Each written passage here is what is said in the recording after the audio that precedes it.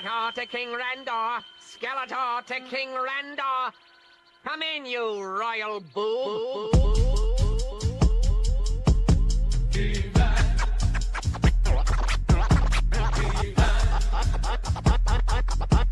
I am Adam, Prince of Eternia, defender of the secrets of Castle Grayskull. This is Cringer, my fearless friend.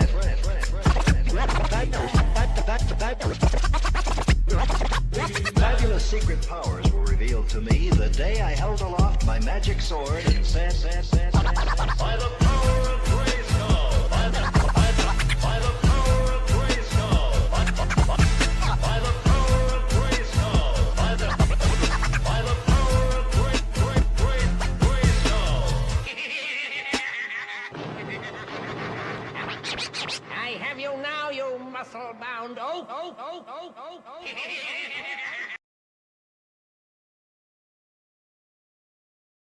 Love y'all, boys. Love you. I go to war with every single one of you, every fucking game, all right? Love you, 1-7. Here we go! 1, 2, 3, 1, 2, 3! Win!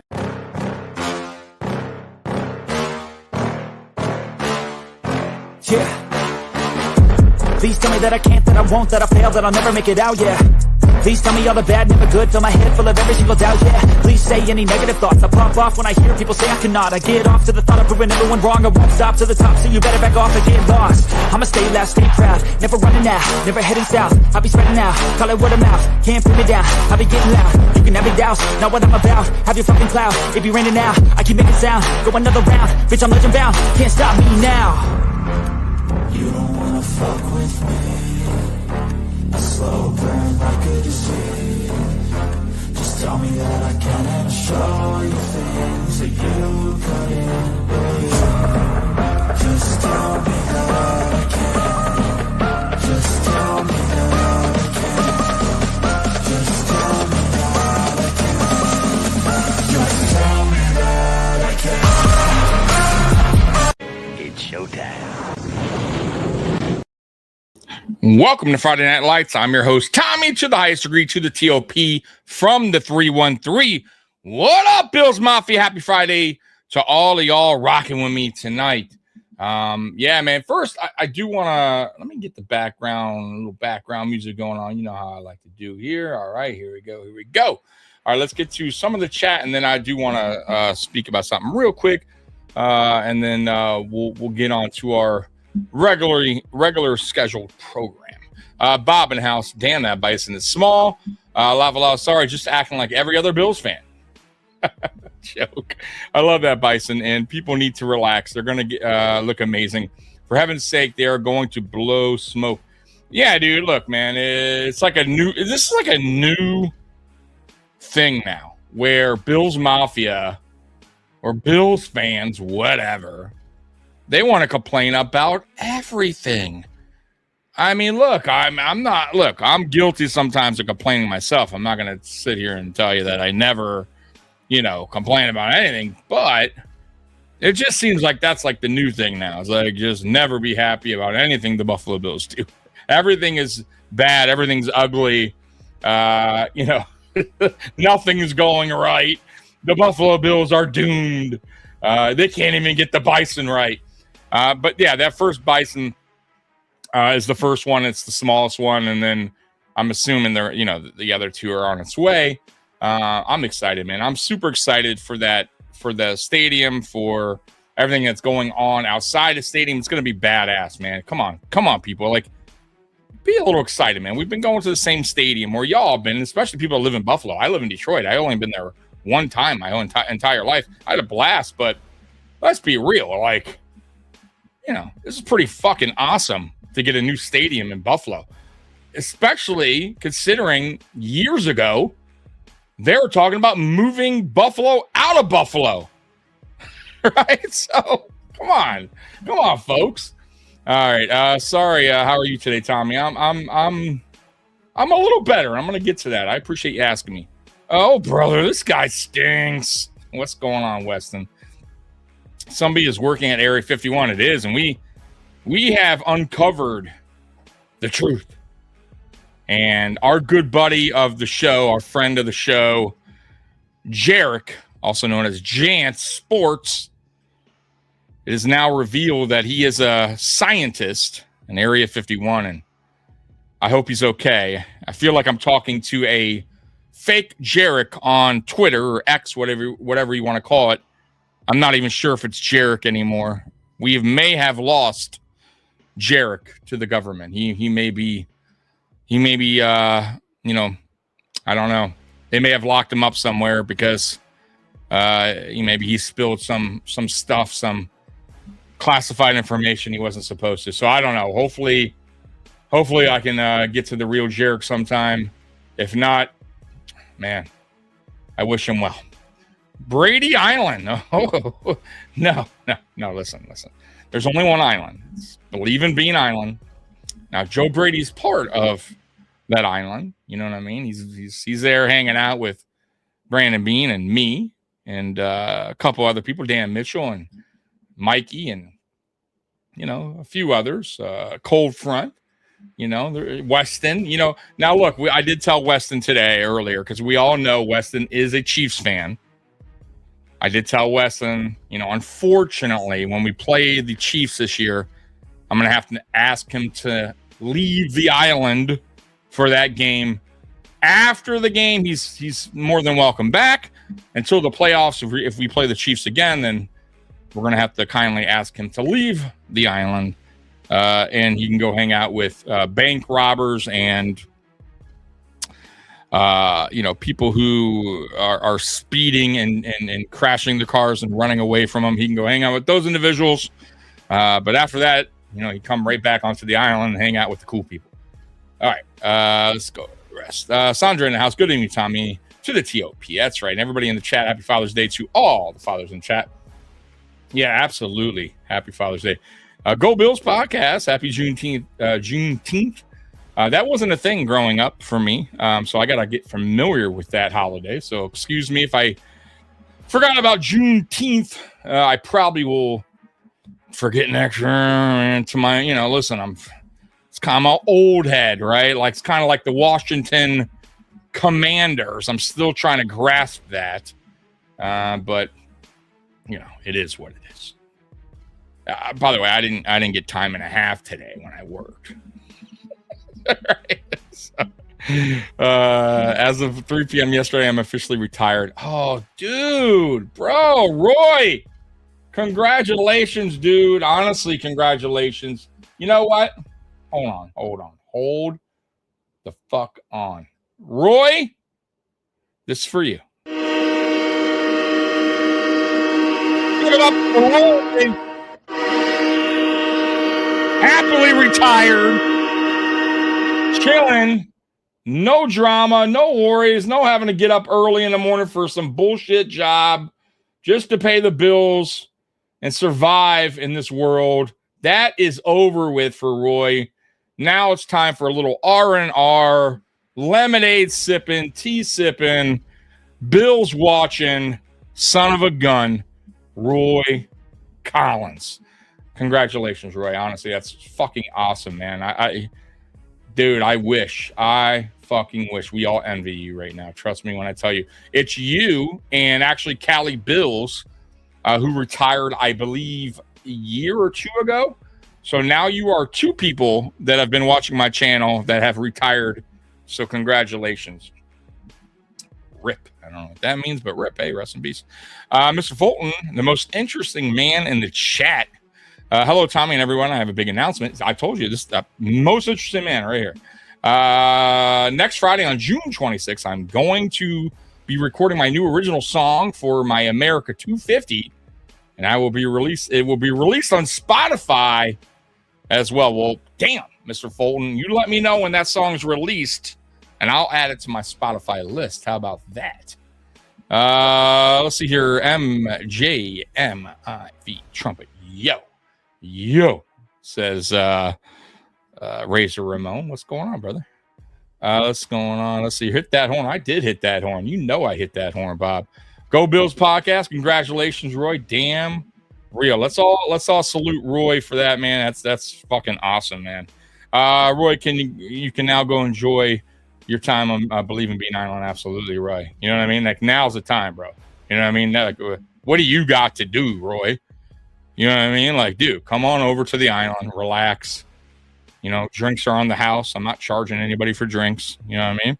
Come on over, you know, say what you got to, you know, say what's up to Brandon. He's constantly kind of just, you know, going to the office and doing some work.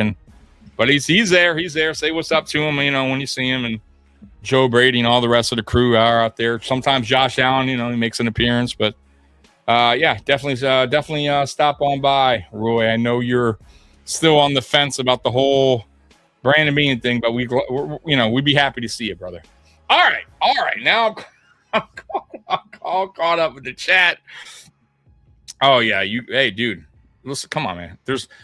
We have everything on the island except for Beane haters like that. Unfortunately, Roy, those aren't allowed, so you won't find them here on the island. You know, there's no crack. So if you do crack, you know, you're gonna have to go ahead and leave. Just joking. You know, there's no heroin users, nobody camping out in tents, squatting or anything like that. This is a fun island. Good folk. Right? So we keep it clean here on Believe in Beane Island, believe it or not. Also a lot of animals, a lot of cool dogs and cats, and got some sloths hanging out in the trees. Damn it. All right. I do want to talk about one thing, and then we'll move on to, you know, nonsense that, you know, we do here on Friday Night Lights. Because, hey, it's the off season, and what the fuck do we got better to do but to hang out with Tommy on a Friday and just hear him blab on. But I don't know if you guys know, but I did post something on my YouTube channel regarding my situation. And, you know, I won't drag this on forever, but as you guys know, I live in Detroit, and I've been renting a house for the last 9 years. So, you know, it's basically home, guys. I've been here a long time. Princess is, you know, I got Princess while living in this home after my other dog passed away. And unfortunately, the owner, who's a good guy, for whatever reason, you know, he did decide to sell the home, kind of a last minute deal in May, and it was officially sold at the end of May, basically. And my lease ends in August, so September 1st I need to be out. So it gives me very little time to, you know, one, find a home that's affordable, right?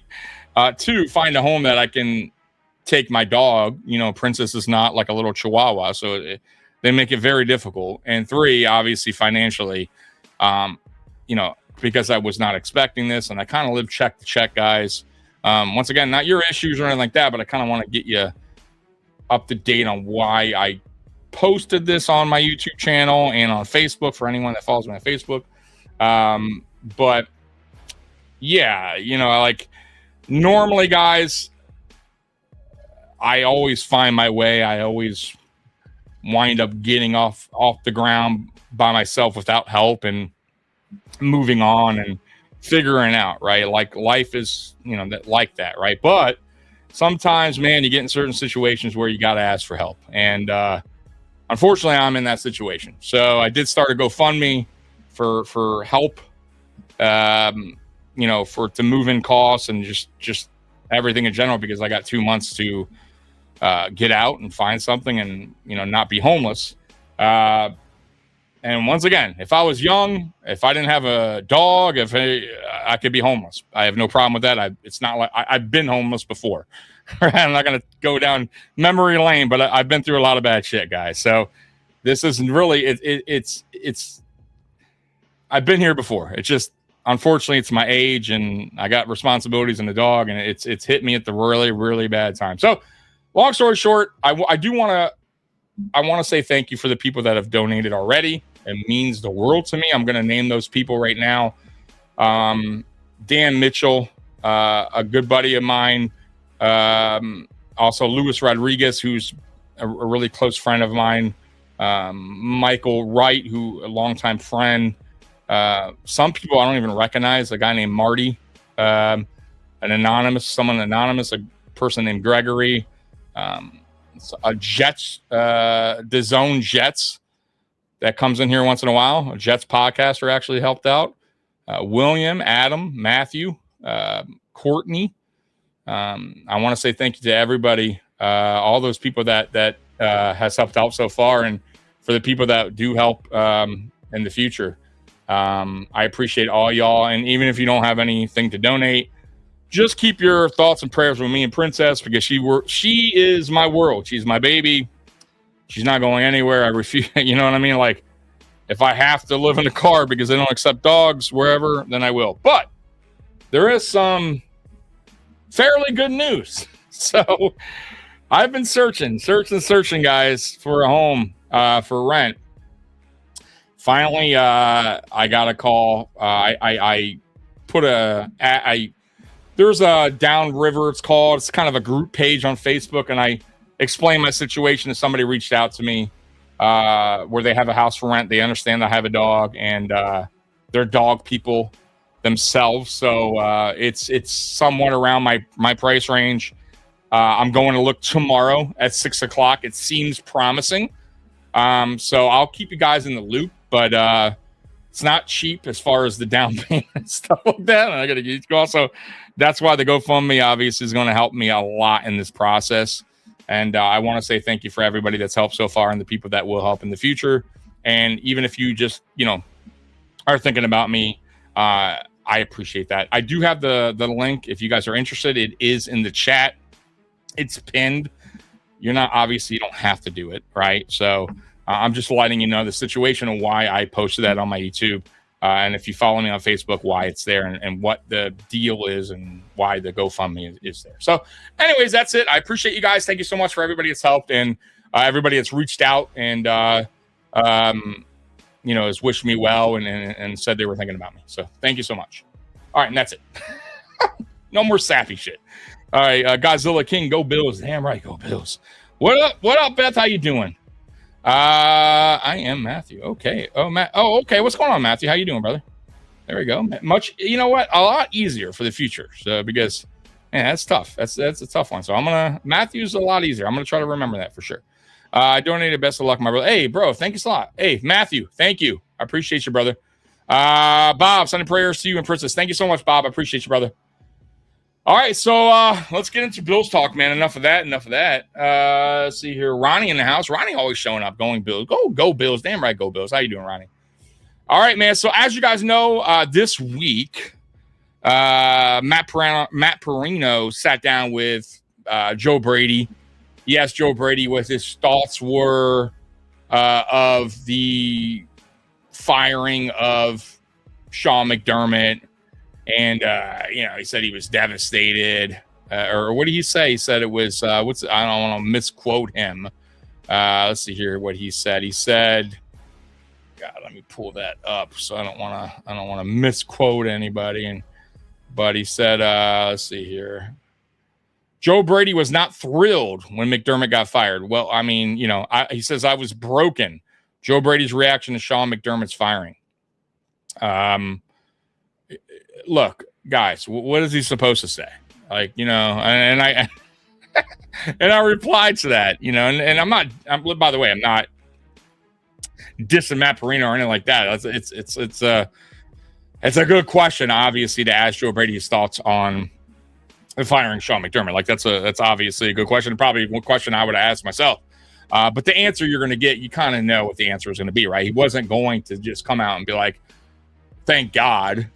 Right, like holy shit! Like I've been waiting for this day, right? Like, of course he's gonna say he was devastated or hurt or I never like to see anybody get fired. Like, obviously, I don't know if anyone's truly going to in that building, say that, right? They're going to say positive things about Sean McDermott. So, but look, at the end of the day. It needed to be done. I think Joe Brady understands that, right? Because if he didn't understand that, and let's say he was truly devastated and hurt about it and upset about it, I don't think he would take the Buffalo Bills head coaching job. I think he would have moved on to another team, right? Like, if he was that upset about his coach being fired, right? Like, he took the job.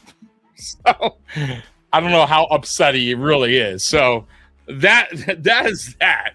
The Bills did sign a running back that is I think he played for the UFL. He was the UFL MVP running back. I don't expect much, to be honest with you guys, from this guy. He was in the NFL for a brief moment with the Bears, and then he got I believe an ACL injury in, I believe it was training camp, and then he was released, and then he went to the UFL, where he winded up getting like MVP there. So it's interesting. Interesting pickup, but I don't expect much. Ian Wheeler is his name. I'll be honest with you guys. Other than that, I don't know much about the guy. More than likely, it's a camp body. It is interesting to see what we do with Ray Davis. I mean, I believe we keep him, but him coming out talking about his role in the team, he's not really happy about where what his role was last year. I don't think we cut him because obviously he's on a rookie contract still. He was I think he was the best kick return in the league last year. So, look, Ray, you're a backup running back. I think Ray Davis is good. I think he's a solid running back, RB2, but we got James Cook in the building. I will say this though. I do wish and I hope that Joe Brady opens it up a little bit more in the passing game for Ray Davis and even Ty Johnson and James Cook, obviously, because I thought the year before in 2024, they were lights out. We used them really well. I thought they did a great job, and he kind of went away from that in 2025. So hopefully he brings that part of the game back, and Carmichael as well.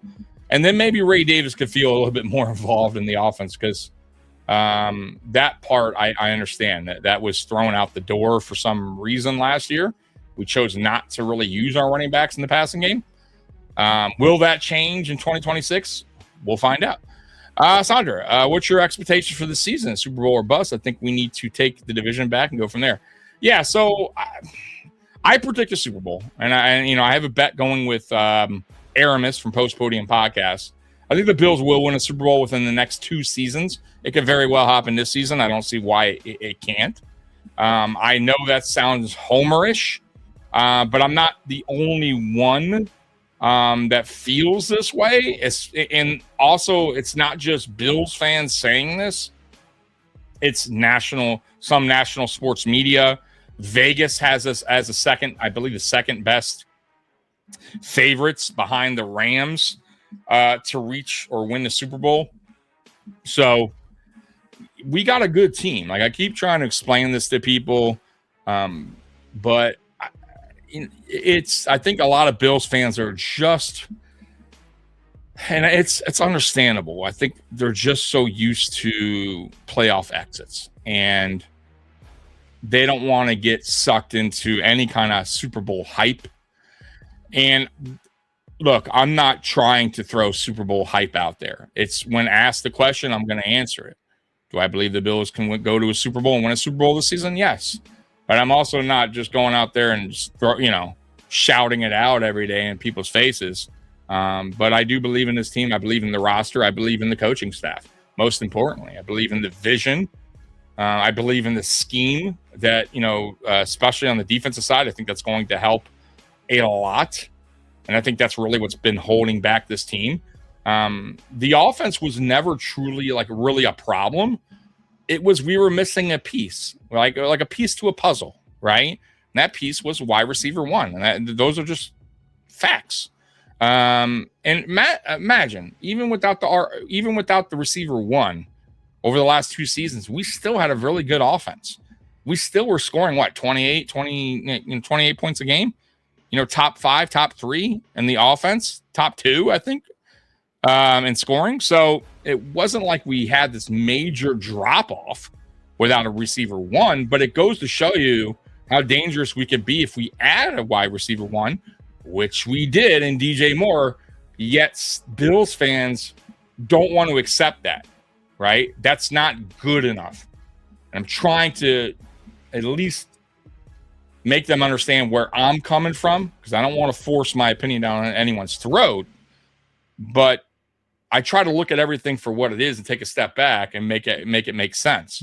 And for me, if I see an offense that's been pretty damn good, top 5, top 3 over the last 2 years without a receiver, without a wide receiver number one, now we add one. I don't understand why people would think the offense is going to struggle still, which it really wasn't struggling. It was just we were missing a piece that was a key piece when certain situations was needed for a wide receiver one.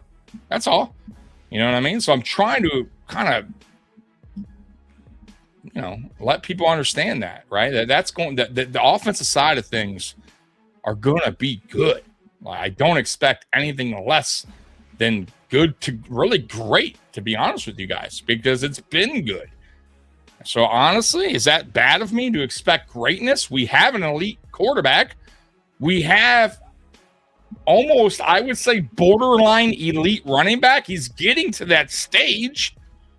We have a really, really good number one. It's going to be our best number one since Stephon Diggs. Well-rounded. DJ Moore's no joke. People are really sleeping on him. The dude is a good receiver. If we had him last year, we probably beat Denver, no problem. I mean, come on, guys. Think about that. We have a very good offensive line, right? We got good tight ends. They just need, obviously, the health there. Kincaid needs to stay healthy. But, bro, this offense, listen, it's going from good to great, right? And now you also got to factor in Joe Brady's no longer handcuffed. He doesn't have a guy breathing down his throat, down his neck to slow down the offense. To let's not get too cute here. Let's everything's short and underneath. Let's play it safe here. Let's kind of go a little conservative here. Doesn't have that problem anymore. He doesn't have that guy leaning over him anymore, right? That's out the window. That's gone. And then on the defensive side of things, we now have a guy who's innovated, Jim Leonhard, with a younger, innovative staff, and you also got an old head in John Fox, who's a great defensive coach. Matter of fact, 10 of his 11 seasons as a coach or defensive coordinator, his defense was top 10. 10 of 11 years. I would have took that any day over Sean McDermott's defense, a John Fox defense. All day. Give me that. So you got that guy in the building that's going to help the younger, innovative, defensive-minded head coach and Jim Leonhard and staff. It's only getting better, folks. But people don't want to, it just, it hasn't soaked in yet. And I think it's going to take them to see it first. And I get that. I'm not going to knock them for thinking that way. Why? Because they've been used to 9 years of McDermott. And it's kind of soaked in. And it's kind of right now just leaving a bad taste in their mouth. I get it. Right? And they need a refreshment. Right? And it's going to come. It's going to come soon.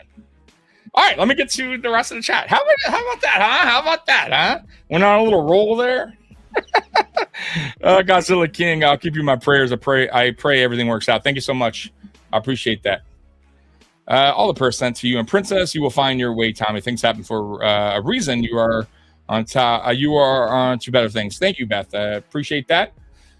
I think Brady is just saying what people want to hear and to keep drama out this year. Listen, I didn't expect anything different, right? I think most coaches would have said what he said. So I'm not killing Brady, and I'm not killing Matt Perino either for the question. It's a fair question, but I'm just saying what did you expect him to say? Like, I think we would have all been in shock if he was like, Psh. Yeah, I'm kind of glad, to be honest with you, Matt. Like, the dude was kind of holding me back, and, you know, our offense still did pretty good, and his defense just failed us. Like, you know what I mean? Like, now, that would have been unbelievable, right? That would have been a story for the next month. That would have been on Colin Cowherd. That would have been on Stephen A. Smith show. Like, that would have been outstanding if Joe Brady actually said that. But no, yeah. Gotta keep it good. You gotta keep it nice. Oh my God. Steve Lynn in the building. How you doing, Steve? Good luck finding a place, man.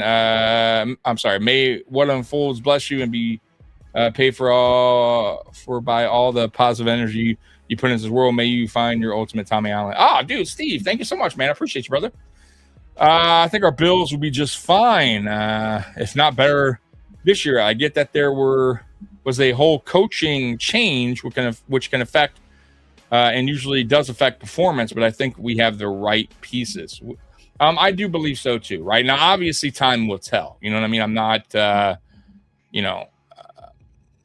can't predict the future, right? I can only tell you what I see so far, what I've read so far. My evaluation of the coaching staff and what the things, their vision and their scheme and all that stuff. Now it needs to be put together, right? So you're right. The pieces are there. I guess the question is now, can it be all put together, in time for the 2026 season, and will it work out? I believe it will. Believe in Tommy Island. All right. I know. I need to make another one. I need to make a believe in Tommy Island. I'm really interested to see our defense. Leonhard has a vision that I think we can get a good handle on in year one. Absolutely. I don't think Jim Leonhard's defense is going to be like where he wants it year one. But I think the process will begin there, obviously. And I think it still will be better than what we've seen over the last 9 years. And I guess that's not fair. Over the last 4 years with Sean McDermott, because I thought Sean McDermott's defense initially was pretty good, I would say, from 2017 to 2020. But I thought the defense got exposed in that Chiefs game in 2020.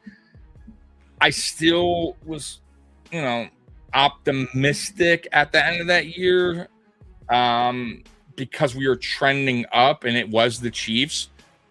But after end of 2021, it's kind of where the small cracks were becoming bigger cracks, and eventually Humpty Dumpty fell off the wall, right? And it couldn't get put back together again, and that defense was just broken.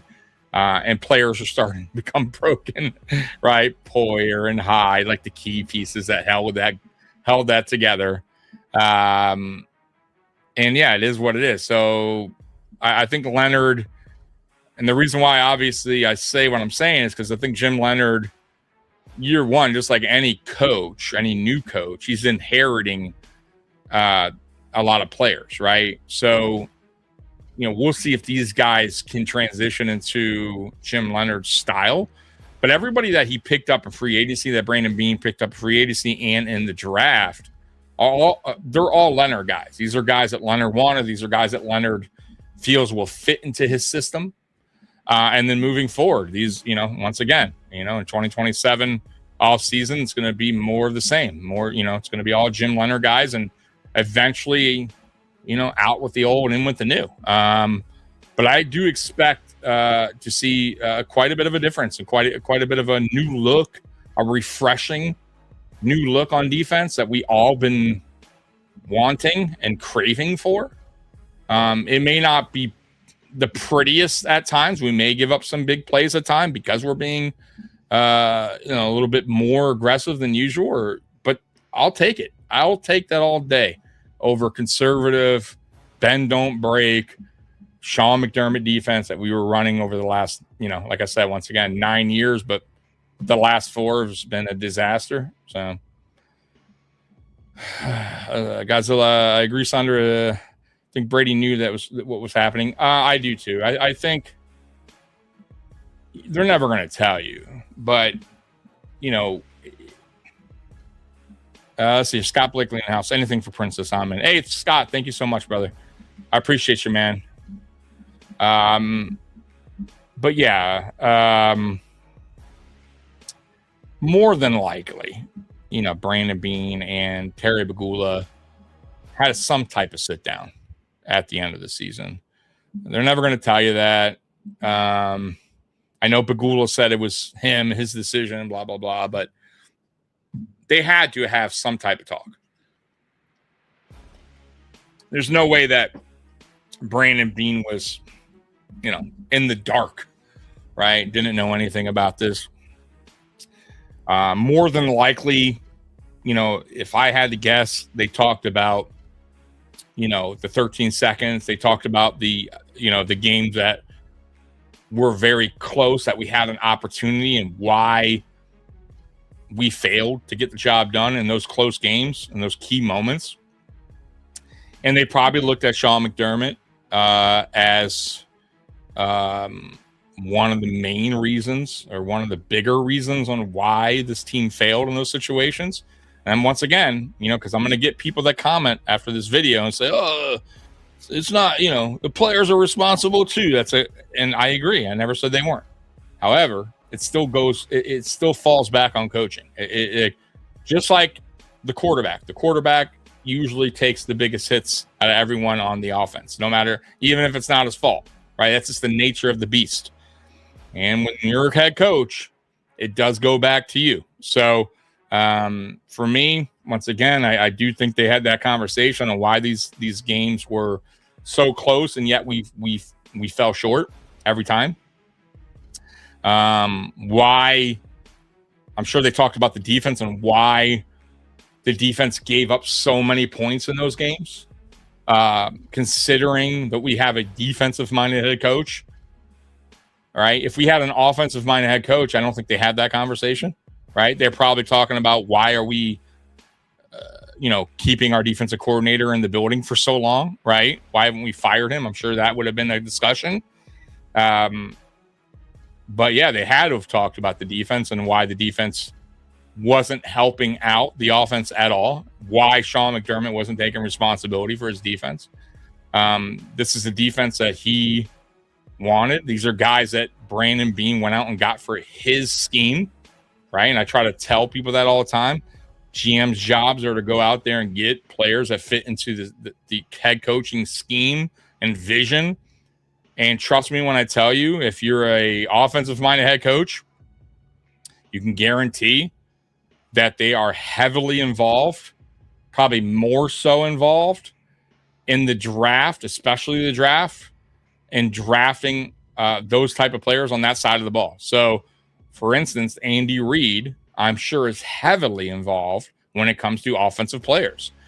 And that's why I kept telling you guys, like, players that were drafted for the defense, this wasn't just Brandon Beane going rogue and picking guys just that he liked and fuck Sean McDermott. I'm going to do what I want to do. And here's the guy, Sean McDermott. Good luck with him. Like, that just simply was not the case. So I think they looked at that as well. And why do you think we didn't bring back a lot of players that left the building on the defensive side of the ball? Think about that. Think about how many players are still out there that were McDermott guys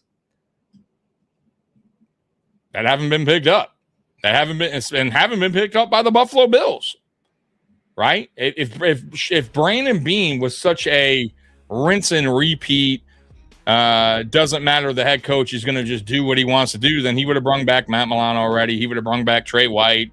He would have brung back a lot of these guys already on the defensive side of the ball. He definitely wanted to sign a guy like CJ Gardner-Johnson at all. The draft picks, I could tell you, he would not sign a 6'2" corner, a press man corner. That would never happen under Sean McDermott. So you see it already, the transitioning from Sean McDermott moving, them moving on from his style, his vision, and his scheme. And that's why I keep telling you guys, like, this is why I'm excited. This is why I feel like we've been so close. But the reason why we haven't made it was because ultimately I feel was Sean McDermott hurt this team when it mattered the most with his poor decision-making, bad defensive scheme, and players that just weren't working out. In his scheme. So, yeah, and we're listen. This is a new era, man. This is a new era. Y'all should be ready for it, man, and hyped up. Brady as a head coach doesn't do anything for me, to be honest. Carmichael and Leonhard excite me. Yeah, so I'm with you, Beth. So I agree with that comment, to be honest with you. Like, I'm with you on that, and I've said this multiple times. When they hire Brady, I wasn't like jumping for joy. I was definitely worried that he would hire back a lot of Buffalo Bills coaches, and he didn't. He now I will say this, it is typical for a coach to bring in guys they know, so that's nothing, that's not out of the ordinary. So obviously Carmichael and him had a relationship in New Orleans. But Carmichael, it's not like Carmichael is this bummy OC who didn't win anything and didn't have any success. He's a guy who was very successful in New Orleans as an OC. Not so much as a play caller, but he's not our play caller. Joe Brady's the play caller. Carmichael is the OC, offense coordinator. So they're gonna work together on that. And I trust Carmichael for that. So once they built the staff, and then they brought in, like I said, John Fox too. I felt so much better, especially for Joe Brady being such a young head coach, and me still kind of being a little bit, I'm not so crazy at times about his play calling. It could be a little bit predictable. I felt a little bit safe. But with that being said, as I said way earlier in the podcast, could it be, and we'll find out, that Sean McDermott was, had a short leash on what Joe Brady was able to do with the offense, right? I do believe he did have that short leash. I do believe Joe Brady will show a little bit more on the offensive side of things, when this upcoming season, 2026. So, I do believe you'll see a little bit more creativity from Joe Brady and not so much, tech mobile, right? Dummy down basic offense. And even with that being said, even with that, slightly kind of boring offense that we ran over the last 2 years, it's still kind of produced without a number one on top of that. So now you're getting a Joe Brady who's not handcuffed, no leash on him, a true number one in DJ Moore, a guy that he also coached in Carolina. Now Joe Brady can, once again, he doesn't have that guy breathing down his neck where, hey, oh my God, how can you call that play? That's dumb, or don't do that again. Like, he doesn't have that anymore. And Jim Leonhard, right? Unlike Bobby Babich, who I didn't care for Bobby Babich, but Jim Leonhard is free. He's free to coach the defense how he wants, right? I don't think Joe Brady is going to be Sean McDermott where he's controlling what his defensive coordinator wants to do, right? It's his way or the highway, right? This Joe Brady's trusting Jim Leonhard and his defensive staff to do their job, and that's how it should be. Because if you don't trust your coordinator, why'd you hire him to begin with? And if you did trust him and he's doing a bad job, fire him. Bring in somebody that can do the job. Don't just take over play calling and keep the same coordinator. That doesn't make any sense. And that's what Sean McDermott did. Why did he do that? Because he didn't want to bring in somebody else that would have a bigger voice than him or tell him that maybe we needed to do something different on defense. He didn't want that. He wanted yes men, right? A guy that, what's Babich going to say when he takes the play call away, right? play calling away from him. What's he going to say? He's going to say nothing. He's going to do nothing about it.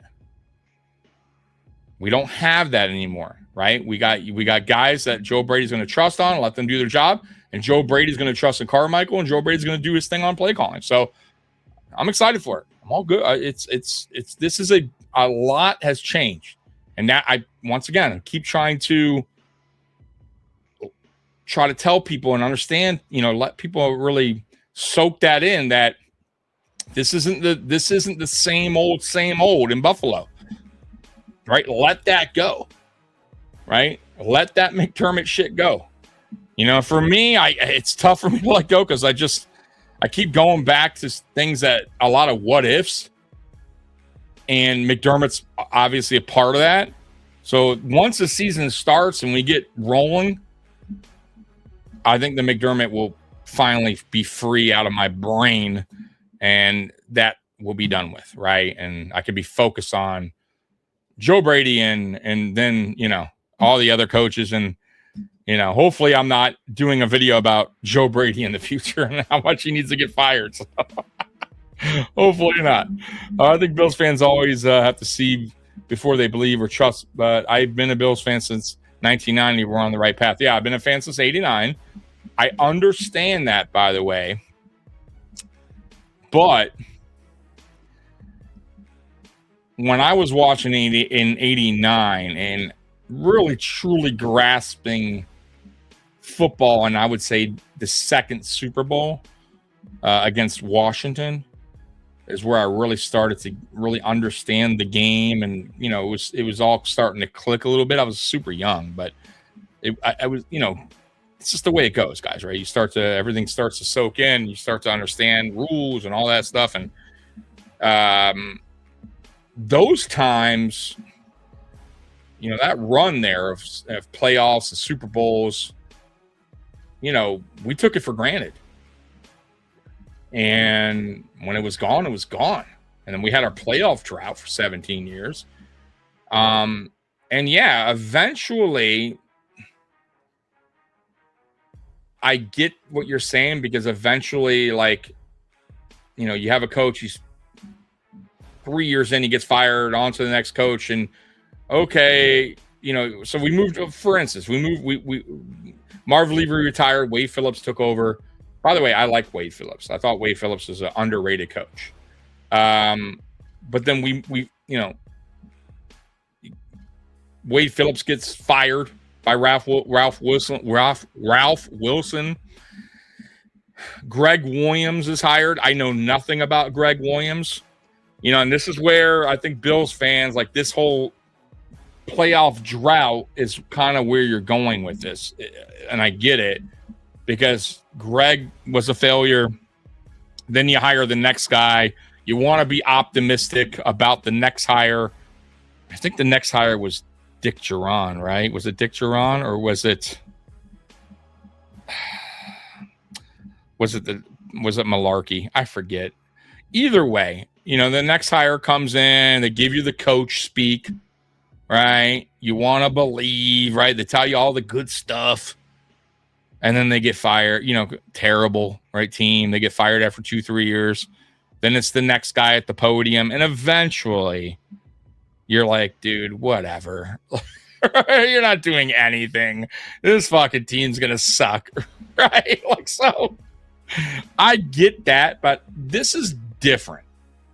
And the reason why it feels different, at least for me, is because this isn't the drought team anymore. We have a franchise elite quarterback, which we didn't have in that 17-year window there. I never thought the roster was a problem in this McDermott era. We've had chances to go to a Super Bowl, especially, obviously, in 2021. So we've been knocking on the door. So, I once again, I get why people still hold on to, I got to see it to believe it. But my whole thing is, I trust in the roster still. I think this roster is good enough to win a Super Bowl. they have been good enough to at least make it to a Super Bowl. And now all we've done is with the same roster and new additions and better additions and DJ Moore and CJ Gardner-Johnson and through the draft, we got some really good draft picks, guys. I'm telling you. And then you got this young, innovative coaching staff, right? With a couple old heads in the building that have the wisdom, right? But I love it. I love the mixture because you got to stay young and innovative. Times change, times change. Football evolves. You got to adapt, right? And I don't think McDermott ever adapted. I don't think he ever evolved, right? He didn't want to. He wanted old school coaching, right? His old school way of thinking, right? He wasn't going to change his defense. He wasn't going to, his philosophy on or his vision on the offense and what he wanted the offense to be, But guys, it's we're in 2026 now, right? Like football has evolved, right? These guys are getting smarter and smarter with play calling, and it's chess out there, right? Like these coordinators are battling back and forth, right? Trying to outsmart each other. You got to stay in the new times. Right, you got to be able to adapt, and if you're not adapting, then you're gonna be hanging in the dust, and that's where really we fell. I felt like we were in the dust because Andy Reid is old school. He's an older coach. I'm not saying he's ancient, but what's great about Andy Reid is he knows how to adapt. He knows offenses constantly change. He's constantly trying to evolve and get new plays in the playbook. You see it all the time, right? When when you watch the Chiefs and Andy Reid's offense, like, oh my God, like look at this, wow, what's Andy Reid doing on this play? You never seen that before. Like, that's great. I love that, right? That's what you got to be. You got to be innovative, right? And the Dolphins head coach, terrible, Mike McDaniels. But why was he a good coordinator? He's a good coordinator because he understands. He's young. He understands that the game has changed, right? And he's changing with the times. McDermott was just unwilling to do that.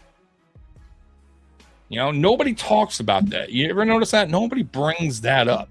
When all these other podcasters, I could be wrong, but nobody ever brings that part up. Like how McDermott was kind of just stuck in his old school ways, not evolving as a coach, not understanding the times have changed. You got to adapt. And I feel like that hurt us. It hurt this team, right? You got young players coming out of college, right? And you got this coach who's, really tough, right? Nice guy, I'm sure. I'm sure they respected him, but, you're walking on eggshells with him. He's not understanding the new wave of the game, right? He wants things his way or the highway. Players are in the doghouse constantly. And you can kind of see now, like when players talk about, the change, you could see like they seem just a little bit more happier with what's going on, that they could be themselves, that they can, that the coaching staff is believing in them and, moving them around on offense or defense and changing things up. It's not the same old anymore. I hope people understand that. If not, man, it is what it is. I'm just trying to, I told you guys, when I talk football or really any sport or just life in general, try to look at everything for what it is and take a step back and just not pinpoint like one thing, right? And if I'm going to, trust me, I did my homework on it, and that's why I'm sticking with it. And that's why, like, when it comes to McDermott, I pinpoint him because it's been years. This isn't like an overnight thing where I'm like, oh, McDermott sucks, right? So there's always more to the story, and you got to look deeper than, just going with one thing, sticking with one thing. That's it. Anyways, we could have won the Denver game, had that call. Were made correctly seem like every year. Yeah, so that's different. You know what I mean? But that's still, look, we gave up 33 points. It doesn't matter, right? Like, should not give 33 points up. Once again, I get it. The offense, 5 turnovers isn't helping the cause. But if the defense holds the Denver Broncos to 27 points, 28 points, you win the game 30-27, 30-28. Like, it's not asking a lot. 27 points is still a lot of points to give up in the playoffs, right? It's still a lot. But the McDermott defense gave up nearly 30. I think 33 in losses. Average 33 in playoff losses. That's unacceptable. You're just not going to go very far with that. So, but yeah, I will say this: we got hosed on that. I don't care what anyone says. I will fight that to the day I die. That was 1,000% a catch. There's no, I can't even believe there's an argument about that. The NFL totally fucked that up. The refs were terrible. They do owe Buffalo apology. They won't do it, right? I think they already came out and said it still wasn't a catch, which then, what the fuck is a catch? I don't get it anymore. I don't understand it. They just flip-flop on these rulings every game, it seems like. At this point, guys, it is what it is. You're just going to have to take the call for what it is. Us bitching about it ain't going to change nothing, apparently. Roy, or not turn the ball over 5. Yeah, I get that. But at the end of the day, turn the ball over 5 times, still score 30 points. Right? Put it this way. If we win that game 30-29 with 5 turnovers, you know what we're talking about? Damn, we scored 30 points, 5 turnovers. The defense, they only gave up 20, only allowed 29 points. Thank God we move on.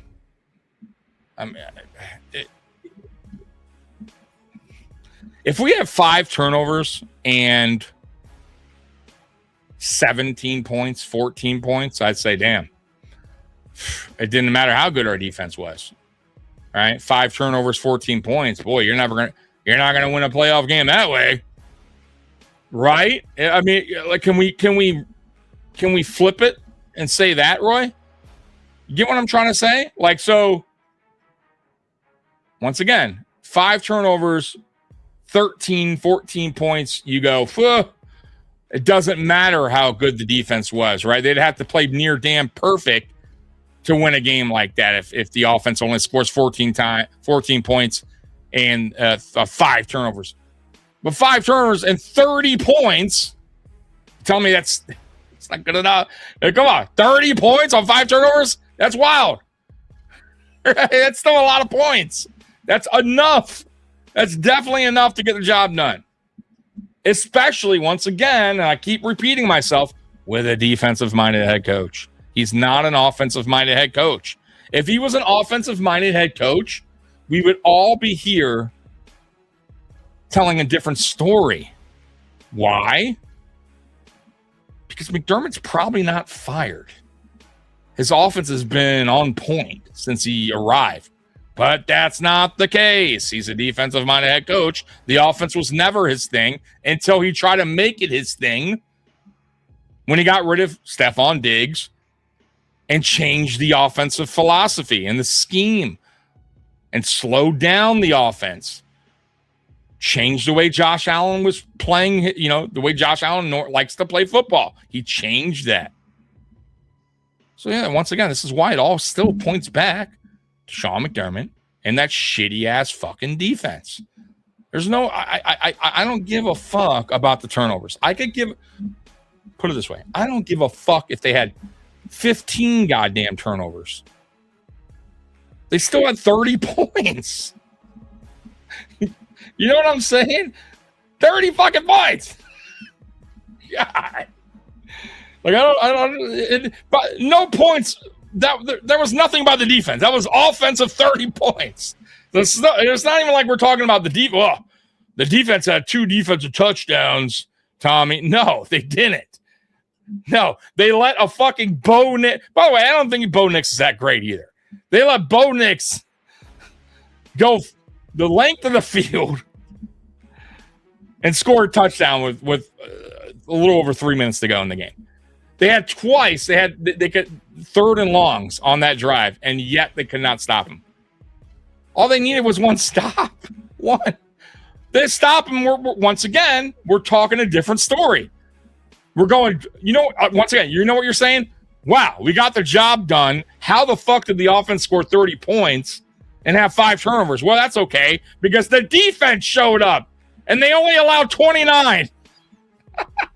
The defense did their job. 29 points. We won 30-29.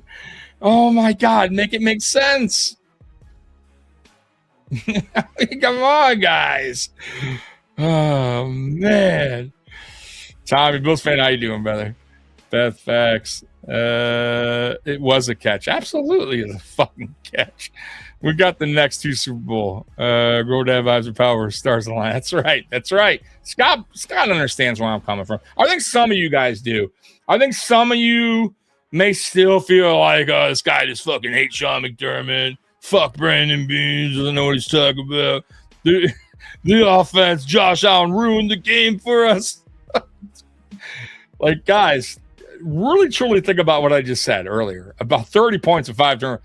Who gives a flying fuck? It doesn't matter. You know what I care about? I care about fucking points. We scored 30 of them. Should fucking win a game that way. Golly. And by the way, the turnovers led to touchdowns. One of them led to a field goal, which, by the way, if we really want to talk about that turnover, yes, Josh is responsible. Dumb decision making. However, what the fuck is Sean McDermott thinking? No timeouts, 14 seconds left. The ball's on your own, I think 30. Right? No timeouts. And you're being aggressive. Our offense wasn't built that way all year. We had slow drives. Everything was screens. Everything was bubble screens or slants. Everything was short.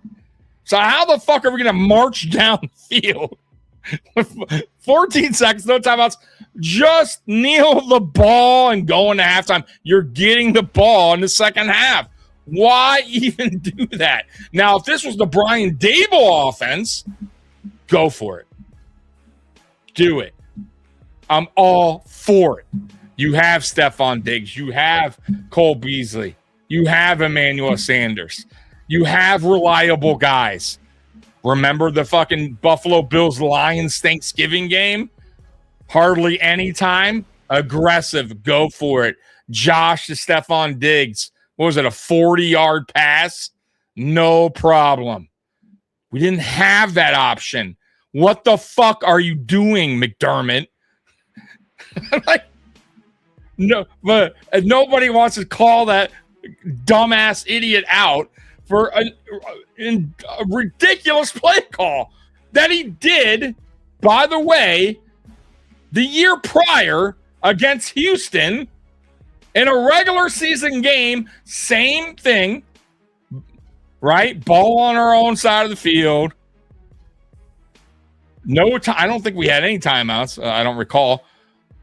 And we throw it 3 straight times, no time off the clock. Houston, then a bad punt. Houston has the ball. Houston wins the game. Come on, man. Oh, man. God, drives me insane. Steve, to be fair, I think the team is playing its best football with some health. Luck can absolutely get out of the AFC and to a Super Bowl. But matched against better coach and more elite players, Rams not sure when. Well, yeah, but, and I'm with you. Like, I'm not going to deny what the Rams have. The Rams are stacked, right? Like, there's no, I'm not going to sit here and, the Rams don't have, we'll see. Like, they're going to be a good team. But once again, I've seen really good, great teams fall in the Super Bowl. I mean, it can happen. To me, it's about getting hot at the right time. I know basketball is not football, but the Knicks are the Knicks to me, were not the better team. You know, the Spurs for me had better players. OKC had better players than the Knicks. Like the Knicks just happened to be, they got hot at the right time, man, and good for them. They were playing really good basketball. I mean, if you look at the Giants, when they won their first Super Bowl against the Patriots, they're one of the worst teams, defensive teams that year. They were like 25th. When they went in the playoffs, they're like I think they were like one of the best, if not the best defensive team in the playoffs that year. Wild, right? And they wound up beating the Patriots. And the Patriots were they were undefeated, I believe, that first one. So, you know, anything can happen. You get there, and then we'll go for it. I mean, to be honest with you, the Bills should have beat the Giants in 1990. We were the better team, but we fucked around, right? We didn't take it serious. The players kind of, you know, it's known the players were out drinking Super Bowl week. And I think they took the Giants lightly. Backup quarterback for the Giants. Like, you know, the Bills were a better team on paper. Absolutely they were. You know, go back and look at those rosters. The Bills were stacked, bro. And they let that game slip away. And before you know it, it's close. And before you know it, wide right. And then they got three more times against teams that were just as stacked, if not deeper. And it was too late. Like, they weren't going to beat Washington that year, and they definitely weren't going to beat Dallas. And that was it. That was a wrap. But they had that one in the bag. They had that one in the bag against the Giants. If they would have took that game serious, they would have prepared right, they would have beat the Giants. They would have beat the Giants, no problem. I think they beat the Giants by at least 10, 13 points in that Super Bowl. And, you know, no, I'm not trying to disrespect the Giants, but, you know, roster to roster, the Bills had a way better roster. I think that Frazier had a lot to do with the defense being good. Absolutely. Frazier did. I believe that too, you know, and then there's another reason why, you know, that was a funky exit by Leslie Frazier and how that all ended, right? And I don't think that falls on Brandon Beane, by the way. Like, it's crazy because I do wonder if more stuff comes out in the future, if people do talk about what really went on behind closed doors and the whole, you know, McDermott, you know, like, and McDermott and Frazier and Chad Hall. Like, I would love to know about that. Why did he just leave for the same position in Jacksonville? It wasn't like Jacksonville was at the time going anywhere. Like, what was I don't even get that. Like, he left for a reason. You know, Brian Dable and Sean McDermott butted heads constantly. There's a reason for that.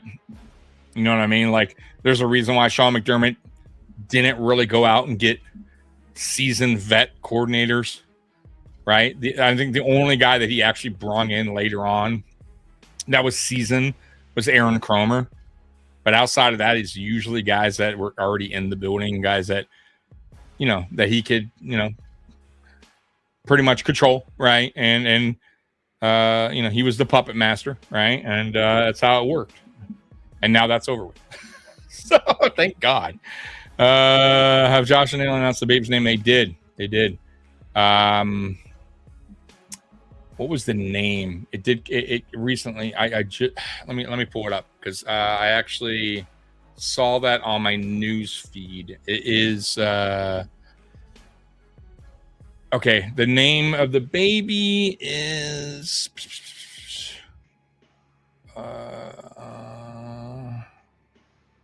what is the name of the baby girl? Oh man, where is the name? I know the name was somewhere. Hold on, I read it there before. Okay. Man, where is it? Oh, Harper. There it is. Baby's name is Harper. Harper Hayes Allen. Hayes spelled H-A-I-Z-E. So Harper Hayes Allen is Josh Allen's baby girl's name. Oh, there it is. Thank you, Roy. Man, I took all that time. It's fucking Roy had it right there. Roy, that's cute. I do like Harper. That's cute. That's a cute name. When I'm in the morning, so you kind of right. I think the Bills need a new owner. Problem is not necessarily Josh's defense on the coaching. Nah, you don't need an owner. The owner's fine, bro. Like, I'll tell you what. If the owner didn't fire Sean McDermott, I might be with you on that. Because I remember like a month ago, somebody had said that Pegula doesn't all Pegula cares about is the money, and Super Bowls, it's not it's not priority number one, blah, blah, blah. Like, and I would be behind that if he didn't fire Sean McDermott. And the reason why I say that is because it's still kind of a risky move to fire a guy that has had success winning at least regular season and getting into playoffs with Sean McDermott. So, and you saw the backlash. It's, you know what I mean? People are like, wow, even me, I was a little surprised, even though I wanted it. I didn't think Pegula would do it because, I thought, he's happy with the winning, and, people are still, buying jerseys and, buying tickets, and, that's what he cares about. And maybe he's worried about finding a wrong coach and going back to the drought and blah, blah, blah. Like, so that's why I thought he was going to stick with McDermott.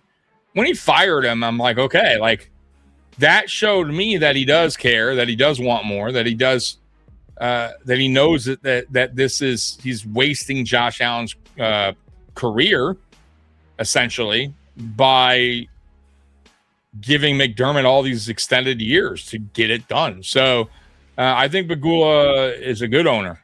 I think he actually gave McDermott way too much time. So, and if he kept it on, then I'd be with you, and I would say, this guy doesn't give two shits about if the Bills win a Super Bowl or not. He just wants the money. So the owner's proud of play. See, that's what I'm talking about. See, so that's why I disagree, only because of the firing of Sean McDermott.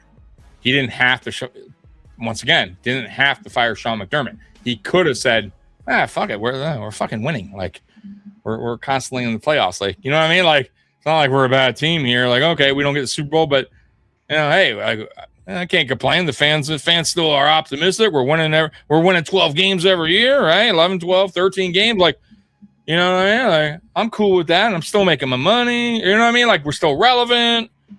Josh Allen's jersey's number one in sales, right? You could have stuck with that narrative and just said, fuck it, and just let McDermott and just keep on.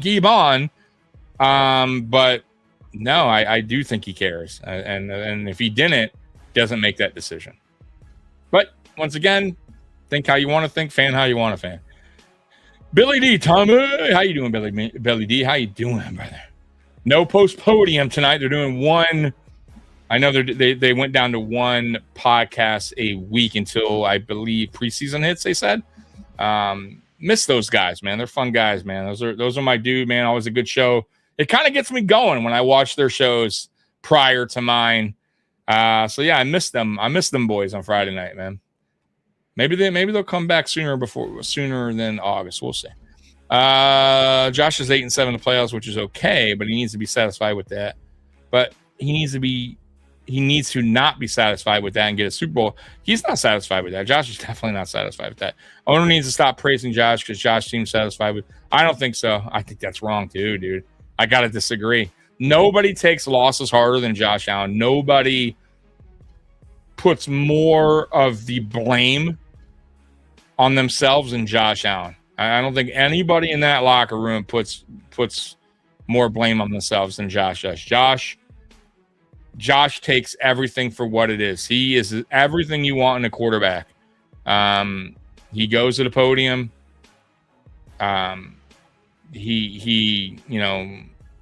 He'll tell you, what he failed to do. I love the dude, man. I think the dude is a stand-up guy, man. Like he doesn't push the blame on anyone. Not coaching, not defense, not receivers not catching the ball, not offensive line not protecting. He takes everything for what it is. He takes all the blame himself. and then he works hard in the offseason, goes back at it the following year. So I disagree with that. I think Josh, and by the way, I don't, the record, who gives a fuck? It's not, Josh is 8-7 or the Bills 8-7, right? Think about that. Like, how many times Josh really, where you like had bad playoff games, right? I mean, where you're like, oh, Josh, he's the reason why we fucking lost that game. It's not really. I mean, we had a couple games there. I would say was a team loss. I would say the Chiefs 2020 championship game, and I would say the Bengals game in 2022.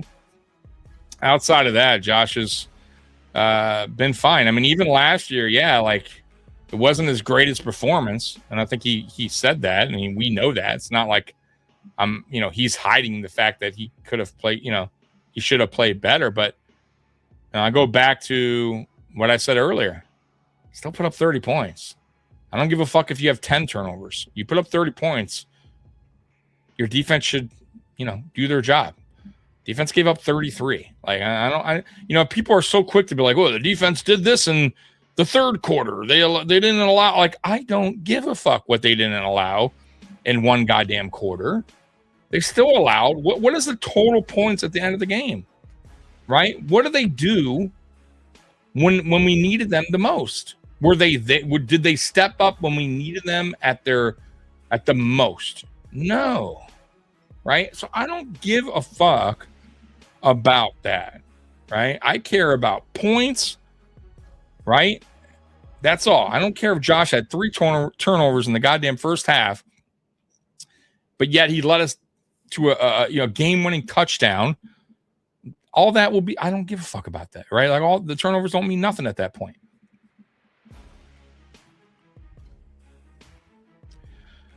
Everything plays out the way you expected. How do you see the Bills this season? Are they more explosive on offense or dominant on defense? What are expectations? I think they're more explosive on offense, 100%. Like, there's no question, there's no doubt in my mind that the Bills' offense will be much better. And that's a scary thing. It really is, because it's not like the offense was terrible. The offense was a top 5, top 3 offense over the last 2 years without a true number one, right? And I think people kind of get it confused on what they expect, what is expected from a true number one. For me, it's not so much like the stats at the end of the year and, 1,900. Listen, for me, why I want a true number one is for games when you are going against really good defenses, you need a play to be made, and you have that guy in your team where Josh can depend on, where offensive coordinator can dial up a play for that guy, and you can have faith in him to be reliable, make the catch, get the first down, get the touchdown, whatever the case may be. And we have that guy in the building now. We didn't have that before. And that's what kind of got us in jams at times over the last 2 years. When we needed plays to be made, it kind of just seemed like, okay, let's flip a coin and decide who's going to be that guy. And, and even when we did that, it seemed like the guy was unreliable at that time. You know what I mean? So, like, and that's the disadvantage of not having a true number one, a guy that you can depend on. And that's me as a fan watching. What about the quarterback, right? What about him and his confidence going into a 3rd and long or a 4th down that has to be made, right? Josh, when he had Stephon Diggs, when he had Cole Beasley, these are guys that he 1,000% could count on, right? The play call comes in, he knows Stephon Diggs is my guy. He's reliable. He knows Cole Beasley. If things break down, Cole Beasley is going to be around, right? Like, I know this, right? I played with this guy. This guy's been super reliable.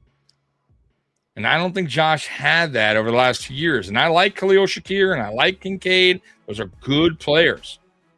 And they're going to be better now that we have the addition of DJ Moore. So expect those guys to up their game because not a lot of pressure's on them now to be that guy, right?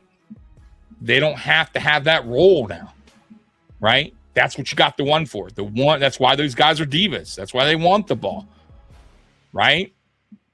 They want that responsibility. They love it. They thrive for it. Give me the fucking rock. Give me the ball. T.O., right? Give me the motherfucking ball. Jerry Rice, Eric Moulds. They want the goddamn ball. So those are guys that can be counted on. They're confident, right? They know their ability. I don't think we have that in the building over the last 2 years. We had just like good players. We didn't have a go-to guy. And Josh eventually is going to go, fuck, man. Like, I don't know, man. This guy doesn't... Can we count on him here? Can we count on Keon in this moment? I don't know. Bill's prediction 12-5 again, which is fine, by the way. And I don't know if it's a wild card spot, brother. Have you looked at the Patriots schedule? It ain't easy. I don't think the Patriots are a 12-win team. I got them around 10 wins. 12 wins, dude. Let me tell you something. On our schedule, I'll take it. We have a rough schedule. I think around 13 is where I'm at. I'm a homer. I said I think we can win every game because we realistically can. It's funny because when we go through the season and we do me and Mikey go on a day or two before the game and we do our predictions and all that. It's tough for me to not always pick the Bills, and it's not a homer thing. It's just I feel like, and I know this team so well by covering them because I do, and by watching them because I'm a diehard fan and I rewatch the film and rewatch games. Like, we're in every game. It doesn't matter the opponent. There's not a game where, like years past, right, drought years, where I'm like, oh, we're gonna get fucking destroyed. We have no fucking chance, right? I don't feel that way. I haven't felt that way in years. Like, this team isn't. I don't care who they play, right? And I try to tell people this all the time, and they're like, "Oh, the Bills are." Every time we're going against a good opponent in the past, like, "Oh, the Bills are going to get smoked. Oh, the Lions got too much firepower. Their offensive line. The Rams got this. The Eagle." We're in every one of those games. If we're not winning them, we're down to the last wire, right? Like, even against the Super Bowl Chiefs, like, we give them the toughest battles, right? And that's why it's really tough for me to like predict these outcomes because the Bills are a good fucking team. Like, can you honestly like say that about a lot of NFL teams where you're like, every game is like, damn, not every game, but like every against every tough opponent, it's a flip of the coin because it can be, because that's just the way the Bills play. We're never laying down for anybody. Name a game. Like, I would say last year, like the Dolphins game was like a fluke. You know what I mean? And that's not a good team. That's just a shitty Dolphins team caught us on a bad fucking day. But outside of that, even the other losses were close. Came down to the wire. You know what I'm saying? So like I don't care who we play. We're in every single game, dude. So 12-5 is fine. I think 13's, where I kind of see it. But realistically, this team is good enough to really go undefeated. I mean, they can. Will it happen? Probably not, right? When's the last undefeated team? The 72 Dolphins.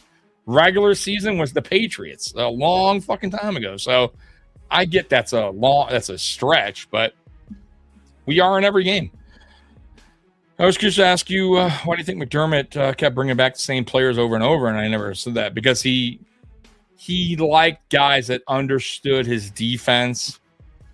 He didn't want, I think he felt it was easier to just bring guys back that already knew, one, his defense, two, the way he likes to coach, right? So there was no miscommunication. There was no walking on eggshells, getting into the doghouse with McDermott. Like, these are guys that, knew what he expected, knew the defense very well, didn't, that he can, rely on as far as them doing their job, being where he wants them to be. So I think that's why he kept doing the retread, the rinse and repeat. But that's a mistake. That to me, that's a mistake, and that's not evolving as a head coach either. You know what I mean? Like, that's just sticking with your ways no matter what, and your team is ultimately paying the cost because of your stubbornness. McDermott never wanted the high octane offense because his defense needed to be off the field. That's correct. Yeah, needed a grinder time consuming offense. Yeah. Yep. He tried to ruin the offense. But when you have Josh Allen, that's what I'm trying to tell you guys. Like, even the last 2 years, even with him getting rid of Diggs and going to this everybody eats and run heavy and everything short underneath and conservative type of offense, we still put up, one of the best, points per game in the NFL over the last 2+ years, really. So you're going to get that when you have that type of quarterback, but imagine how much better it can be, right? And we're going to see that firsthand.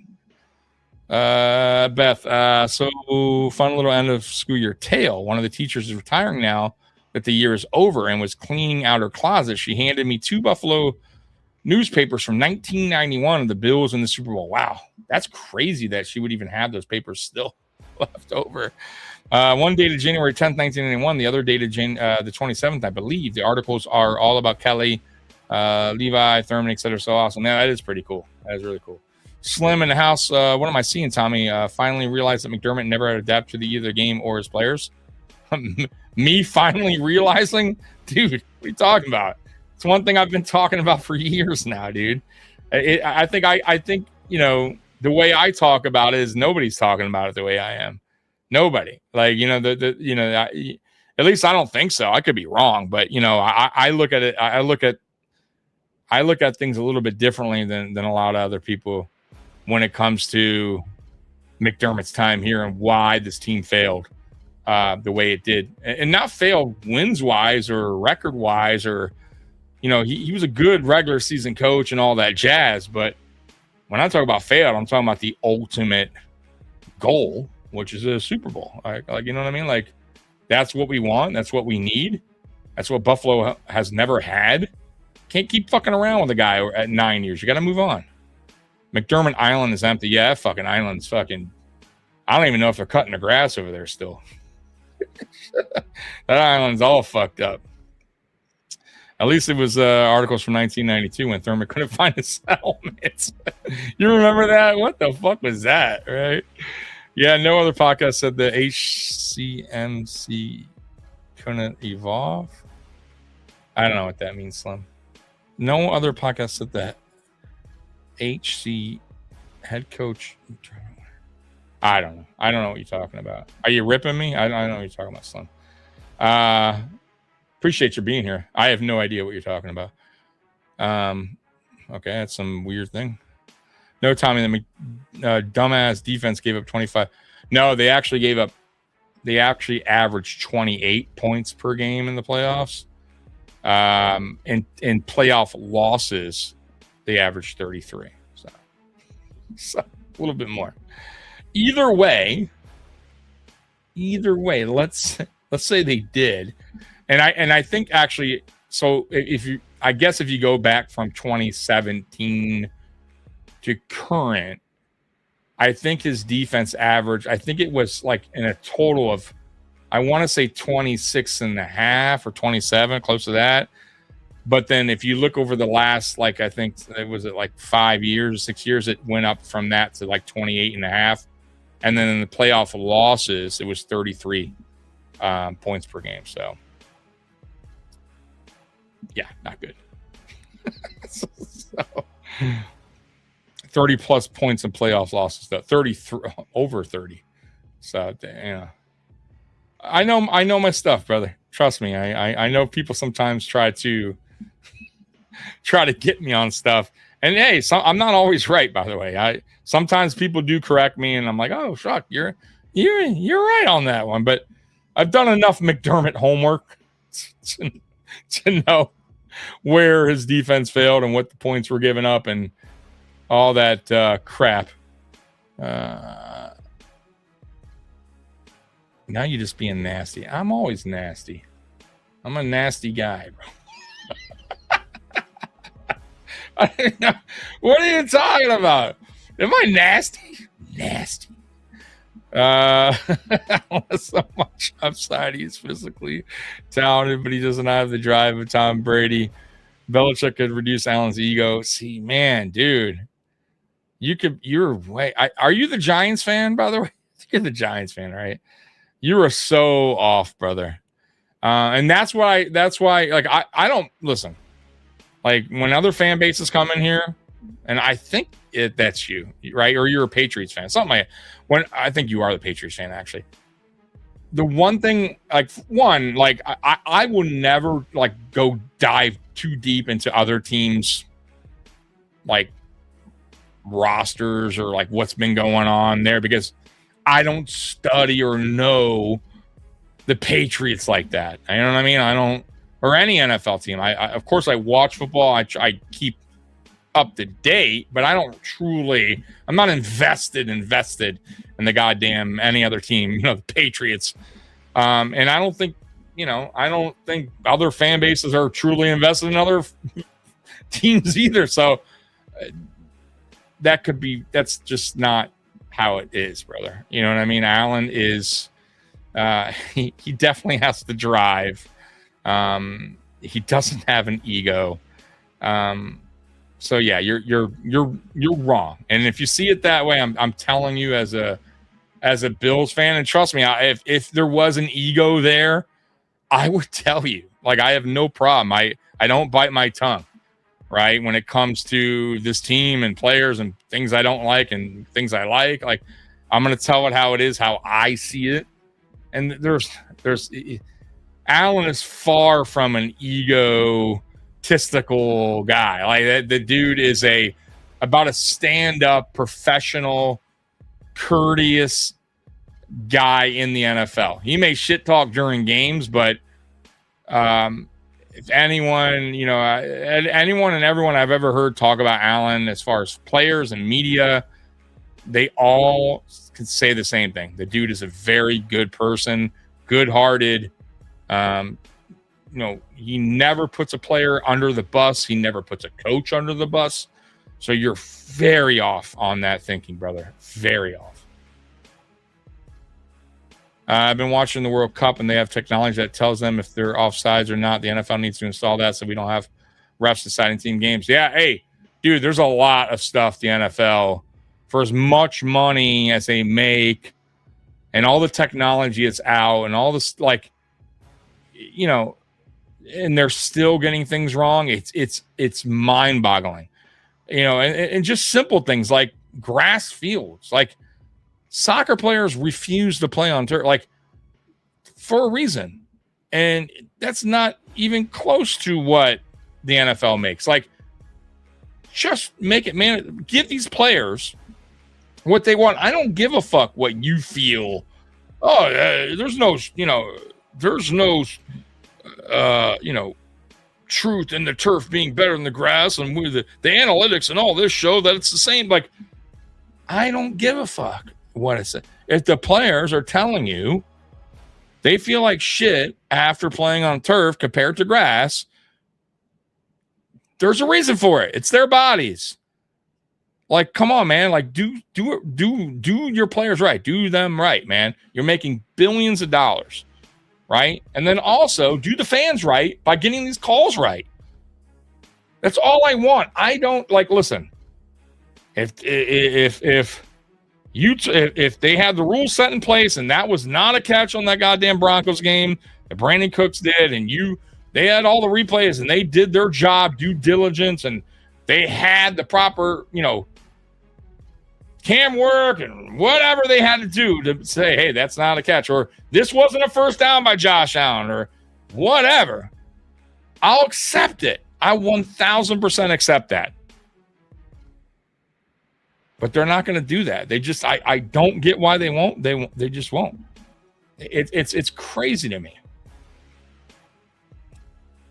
But when you turn the ball over 5 times, you're putting the shitty defense back on the field, don't you? No, I get that. I understand that.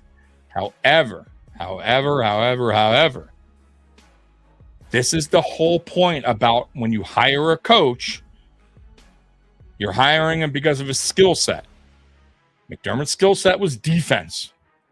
So when the offense makes mistakes and they fuck up, you can rely that your coach, who's very strong on that side of the field, on the ball, you can count on their defense to get out there and help out the offense, right? Just like the offense. If you have an offensive-minded head coach and your defense is doing a shit job, allowing points, well, guess what? You have an Andy Reid, a guy that goes, okay, I'm going to make up for that. Don't worry about it. I got you. You gave up 30, I'll get you 33. Don't worry about it. That's the difference, brother. That is the difference. I get what you're saying, and I understand that part. But I also expect that side of the ball to step up when the offense is having a game like that. Plain and simple. I mean, that's what I expect. Right? And as fans, we should expect that. If our offense struggled this whole time in the playoffs, right? Let's just say it did. We would be praised, and our defense did their job. Let's say the roles were reversed. We would be praising Sean McDermott for the wonderful job he did on defense. And we would be saying, why can't we get an offensive coordinator that knows what the fuck he's doing? Right? We would be screaming to the top of our lungs to fire whatever coordinator was there for the last 9 years. Plain and simple. But it doesn't work that way because what? Sean McDermott's the coach. You can't, it's his defense. It's his scheme. I mean, we also know that he took play calling away for multiple times from Frazier and from Babbage. So we don't even know who's playing. We don't even know who's calling the plays. So we can't even blame the coordinator because we don't even know if the coordinator is responsible for what's going on the field. It's simple. It really is that. It's that simple. I mean, I'm not saying the players don't take some responsibility. They do. But it still falls back to the one guy who's in charge of it all, Sean McDermott. Slim Nady in the house, man. Right off into the wild blue yonder. I'm catching up with you guys. I don't know how far behind I am, but tonight looks like it's just going to be, I had some stuff, but fuck it, right? Tonight's just going to be just a chat session here with the Mafia, right? You know how I do, man. You guys steer the ship, man. I never have notes, man. Let's come on here. I got a couple things, articles that I usually pull up, and if we get to them, we get to them. If not, fuck it. You guys are having a good time. I'm having a good time going back and forth with you guys, and I appreciate you guys because I'm gonna be honest with you guys. This would be like a 15-minute podcast if you guys weren't around. Right? Like, you guys are awesome. You're dope. Every single one of you. Even the ones that bother me a little bit. Even you guys are pretty cool people. Oh, man. Steve and DJ Moore may be an improvement from the team receiver room. Come on, Steve. We had last year, but without another elite weapon come playoffs, teams can bracket the way they did Diggs and we don't see. Okay, so I kind of get where you're going with this, and I slightly I gotta say disagree. So here's why, Steve. So hear me out. It would be great to have a Jamar Chase and T. Higgins. It would be fucking great. I get it. Or a CD Lamb and Pickens. Like, I get that part. I get where you're going there. I understand that. But what are those teams done with those great receivers. Have they been in the playoffs? Yes. Have they lost in the playoffs? Yes. Sometimes they don't even make the playoffs, right? With those, two great receivers that they got, right? That they're, come playoff time, boy, oh boy, watch out. And when we had Stephon Diggs, and I get your point, when teams bracket your receiver, right? What happens? What's needed? What's needed is somebody else to step up, and their job is a lot easier now because teams are bracketing and double teaming and focusing on a Stephon Diggs. Do you remember the Chiefs game versus the Bills? Who stepped up? Gabe Davis. According to you, right, Steve? You don't like Gabe Davis. You think Gabe Davis sucks. Now, I don't think Gabe Davis sucks. I think Gabe Davis Gabe Davis for a 4th round pick was fine. I think he was a borderline 2, a solid 3, and that's fair to say. However, it goes to show you how important it is, and you're right on this, to having a number 1 is like a Diggs or DJ Moore, because players like that have a much easier job to make plays. So you're telling me that Khalil Shakir isn't better than Gabe Davis, or at least even if you say he's the same or same talent-wise, okay. I've seen better, but I've seen better from Shakir than Gabe, but I would expect Shakir to have pretty big performance. What about Dalton Kincaid? I'd expect that too, because now teams are bracketing over to DJ Moore. Over the last 2 years, we didn't have that option. This is why it failed. You get what I'm saying? I understand your point where, of course, it would be lovely to have a borderline number 1 in T. Higgins, a borderline number 1 and a George Pickens.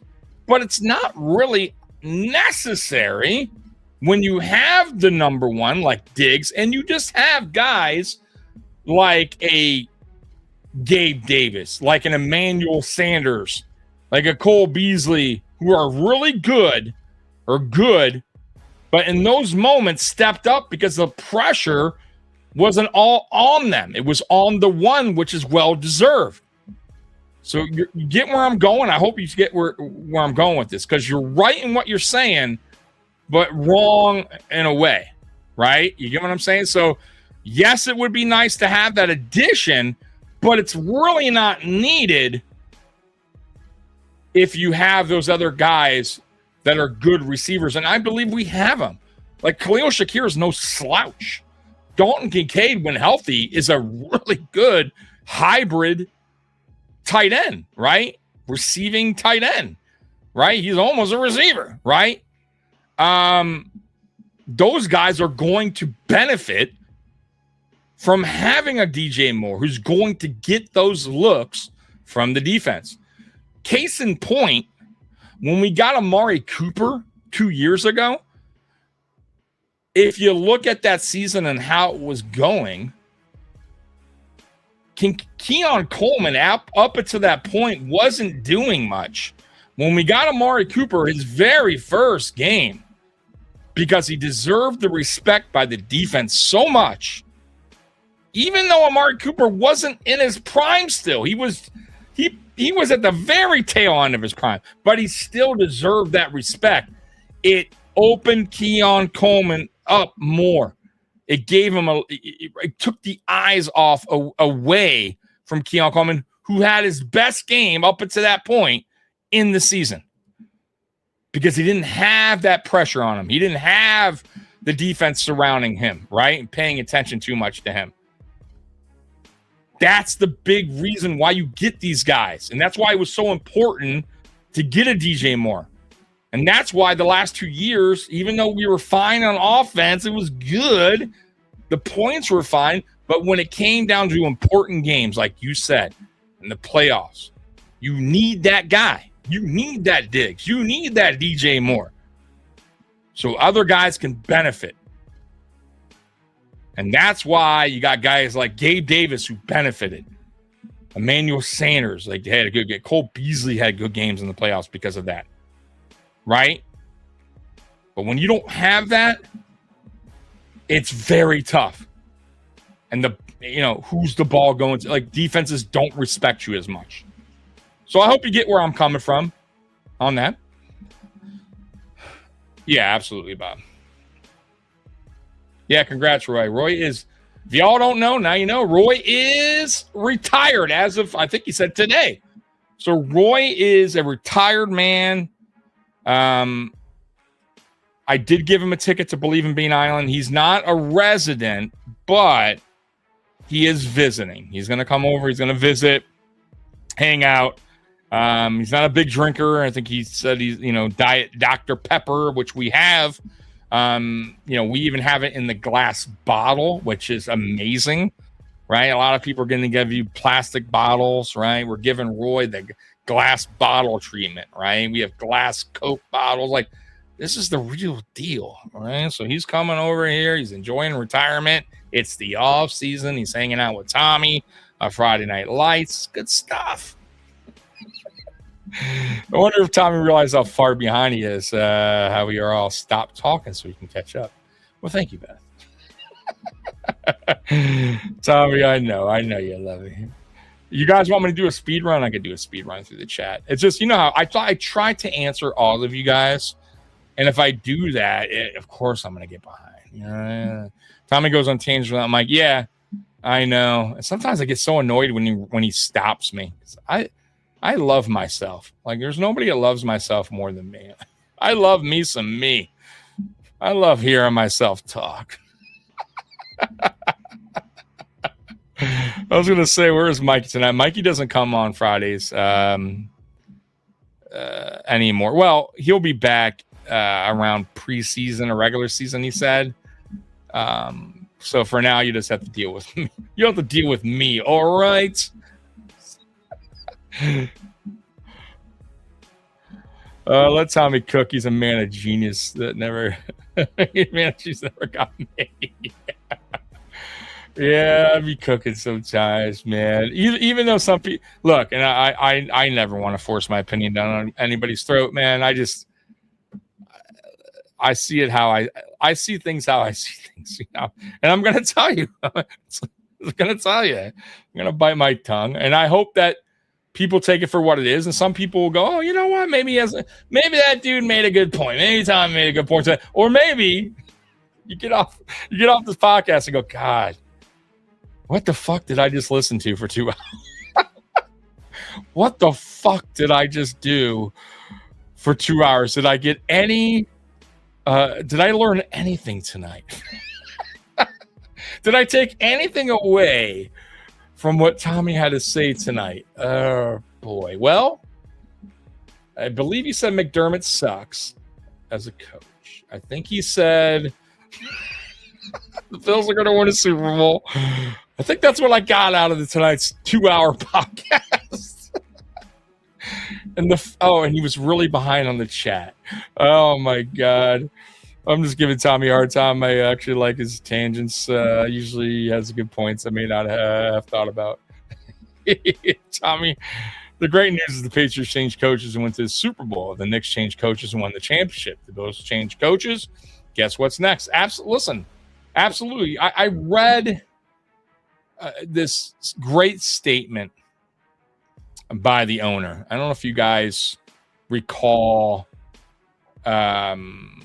me talking about it last time I was live, and let me see if I could pull that up. It's a quick statement. It was before, I believe it was before the Knicks won the NBA championship. They were asking him about Tommy, what was it, the old coach's name? Tom Thibodeau, right? And the reason why they moved on from Tom Thibodeau. And I'm like, dude, that's a lot of, of why I felt McDermott, what McDermott's flaws. That was one part, or at least.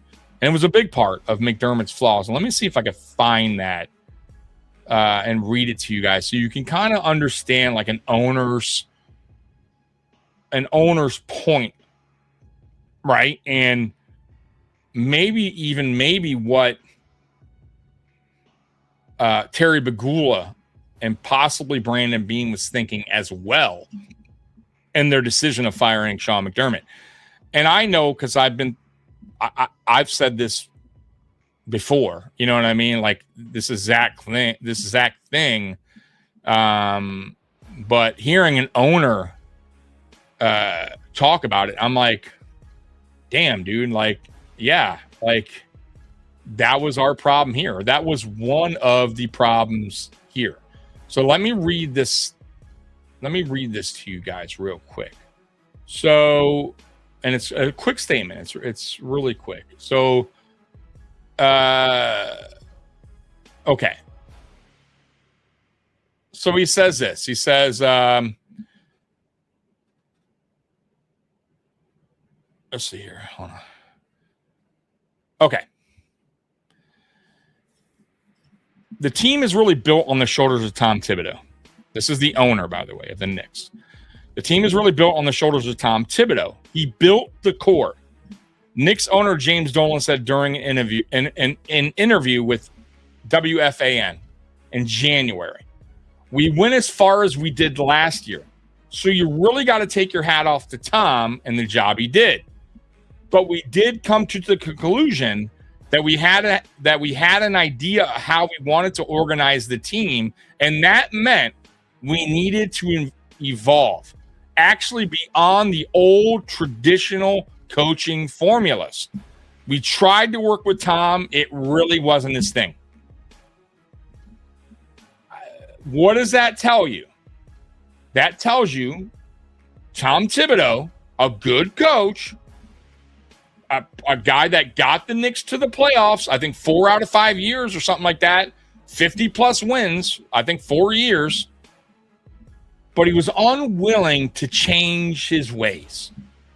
And that tells me players probably spoke to management, expressed their concerns, that Tom Thibodeau was unwilling to change his old school ideology. He wasn't evolving as a head coach. He probably wasn't listening to players, maybe not even listening to younger coaches on the coaching staff. And when ownership said, Tom, like, what do you think about, the players are talking about doing this, and maybe we try this type of deal, maybe we do this on offense. And if Tom Thibodeau, a stubborn coach that says, "Hey, fuck you want from me? I'm winning 50-plus games. I'm fucking getting your team farther than you ever did in the past whatever years. You're going to complain about my coaching style?" And the owner said, "Well, you're not willing to change. I got to fire you." Fired them. They win a fucking NBA championship the very following year. It's really like that. It wasn't the roster. It wasn't right. It wasn't like, oh man, these guys just aren't good enough. Cat's no good. This guy's no good. It's the players, Gavin. Maybe not. Maybe it's the coach. Maybe he's a good coach, but he's not willing to evolve. He's so stubborn that he feels like he's almost right there. I'm sticking to my guns. I'm old school. This is the way it needs to be. If you're not willing to change, you're not going to go anywhere. And then you're going to get players that are going to start to resent you, right? Players that want to do more, players that feel like they can do more for your team, and you're unwilling to change, unwilling to adapt. It's not going to work. It's not. Now, if you proved it to work, by the way, like let's say his way worked and they won a championship, then fine. You know what? Then, okay. More power to you. I have no problem. But it wasn't working. It wasn't working. Because the goal is not to win 50 games. The goal is to win a championship. And eventually players talk. And players look around and go, what the fuck? Like, we told him about this. Why aren't we doing this shit? Why aren't we? We could be so much better if we just do it this way. Like, he won't even give in. It's his way or no way, or the highway, right? And you know, shout out to the owner, because the owner could have said what? The owner could have been like, shut the fuck up. This guy coming in winning 50 games. We haven't done shit for 10 years. You're going to fucking complain. Tom Thibodeau's a man. Shut your mouth, play basketball. Didn't say that. You didn't say that. Shout out to the owner, because the owner knew, damn, you know what? We got a pretty good roster here. Like, maybe we should be doing better than just 50 wins. Maybe we can win a championship with another coach. Should I try it? Or should I just stick with Tom Thibodeau and see how it works out? And just piss the players off? Ta-da. Oh, no. We should not have brought Belichick here. No. Belichick's time's great coach. I got to give him a mad respect, but he's done. He's done. He's reached his ceiling. He finally reached his ceiling, and there's nothing wrong with that. He's the best to do it. I'm not gonna lie. He's an animal, a dog as a coach. You know, I got nothing but respect for him. I'm not one of those fans that are gonna hate a team for winning, like, even though they cheated sometimes. But the thing about Bill Belichick and what made him so special for me is he never, like, yes, he had an elite quarterback in Tom Brady, but and Gronk, and he had good players, but he made a lot of these players who were average really good, and good players look really great. And they moved on to other teams. They didn't look so good or great anymore. And they go back to New England and play for Bill Belichick again, and they're back to being what they once were. Like, he found a way to get the best out of his players. He always found a way, right? That's what I feel like made Bill Belichick special as a head coach. Like, you don't often get that. Like, usually you are what you are, right? Like, and the fact that Bill Belichick knew how to get the best out of his players, especially in, like, big moments, big games, that's rare. And that's why he's a Hall of Fame coach, or he's going to be. Everything runs through Alan McDermott. McDermott thought everything ran through him until he was fired. Right? Then I realized it ran through Alan, and always has been.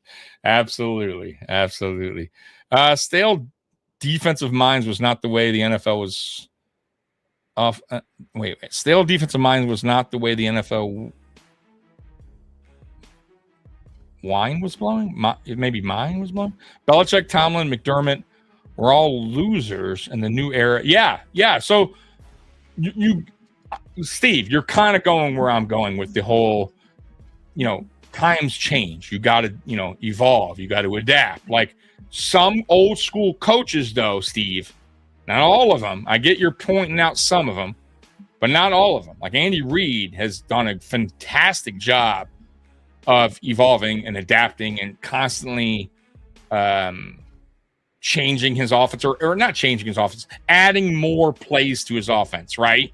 More creativity, understanding what he has in the room, right? What player strengths that he can use to better the offense. What can I do with this guy to make this guy produce, or have him produce for me during a game, right? What's the best I can do for him, right?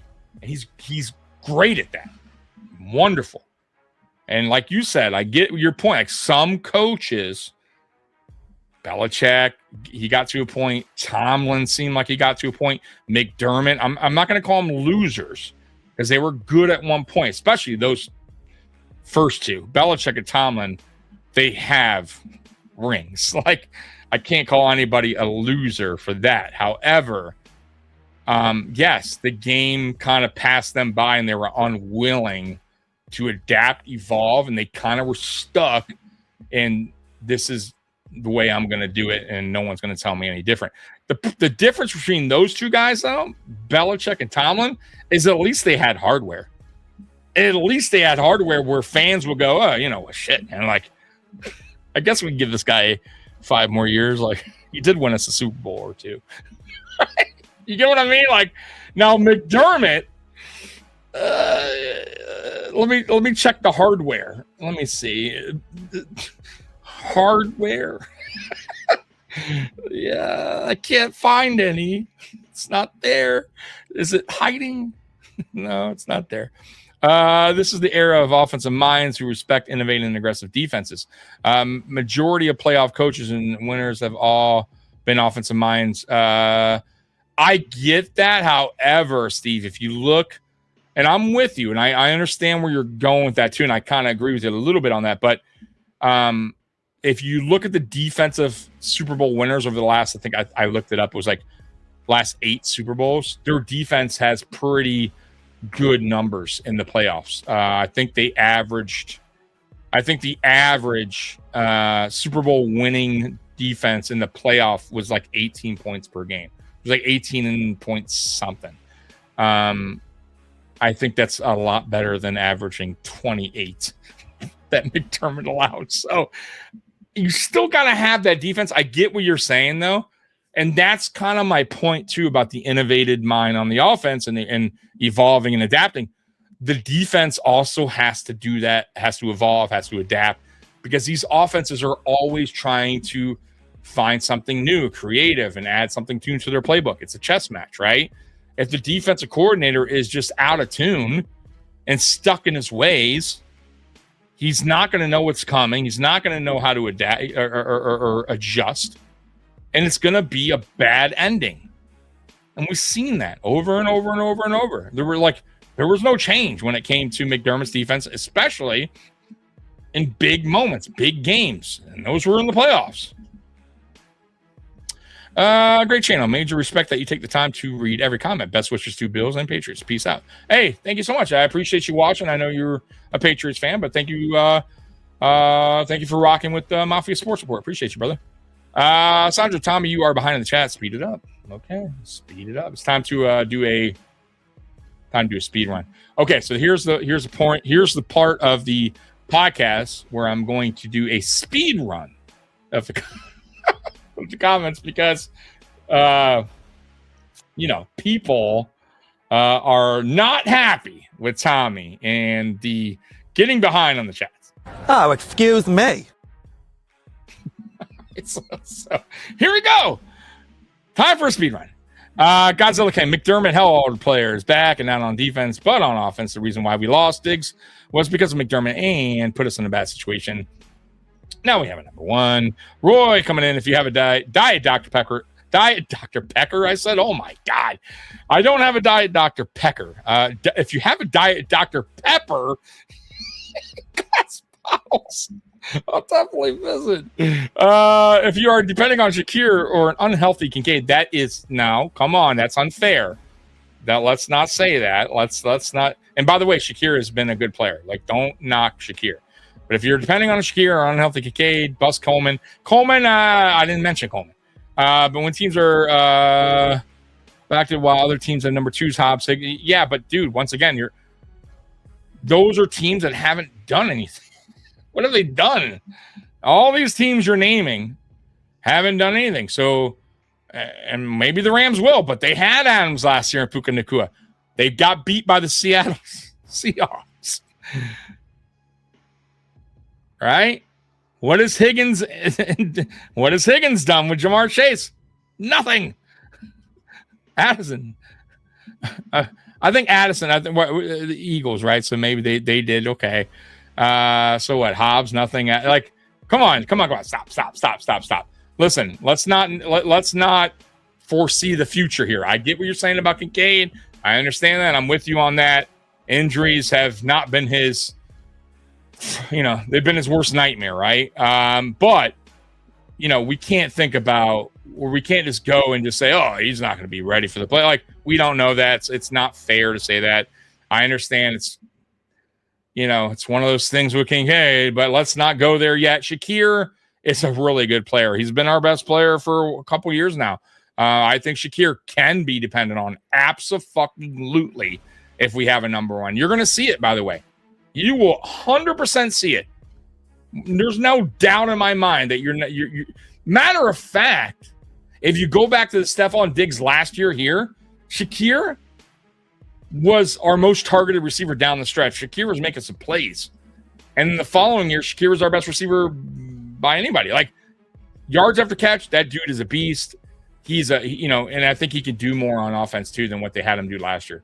He's proven that. He proved that in college, and he proved that his first year here, or the year before last year, 2024. So I'm telling you, do not underestimate Khalil Shakir and his abilities. And Kincaid, yes, I get that with the health thing, but if he's healthy, the dude is a stud. He is a top 5 tight end when healthy. There's no doubt about it in my mind. So let's back off a little bit about what the other teams have. And though a lot of those teams haven't done anything, let's be real, right? You know what I mean? Like the Kansas City Chiefs were winning Super Bowls, and they did not have 2 awesome receivers. They had a really good tight end.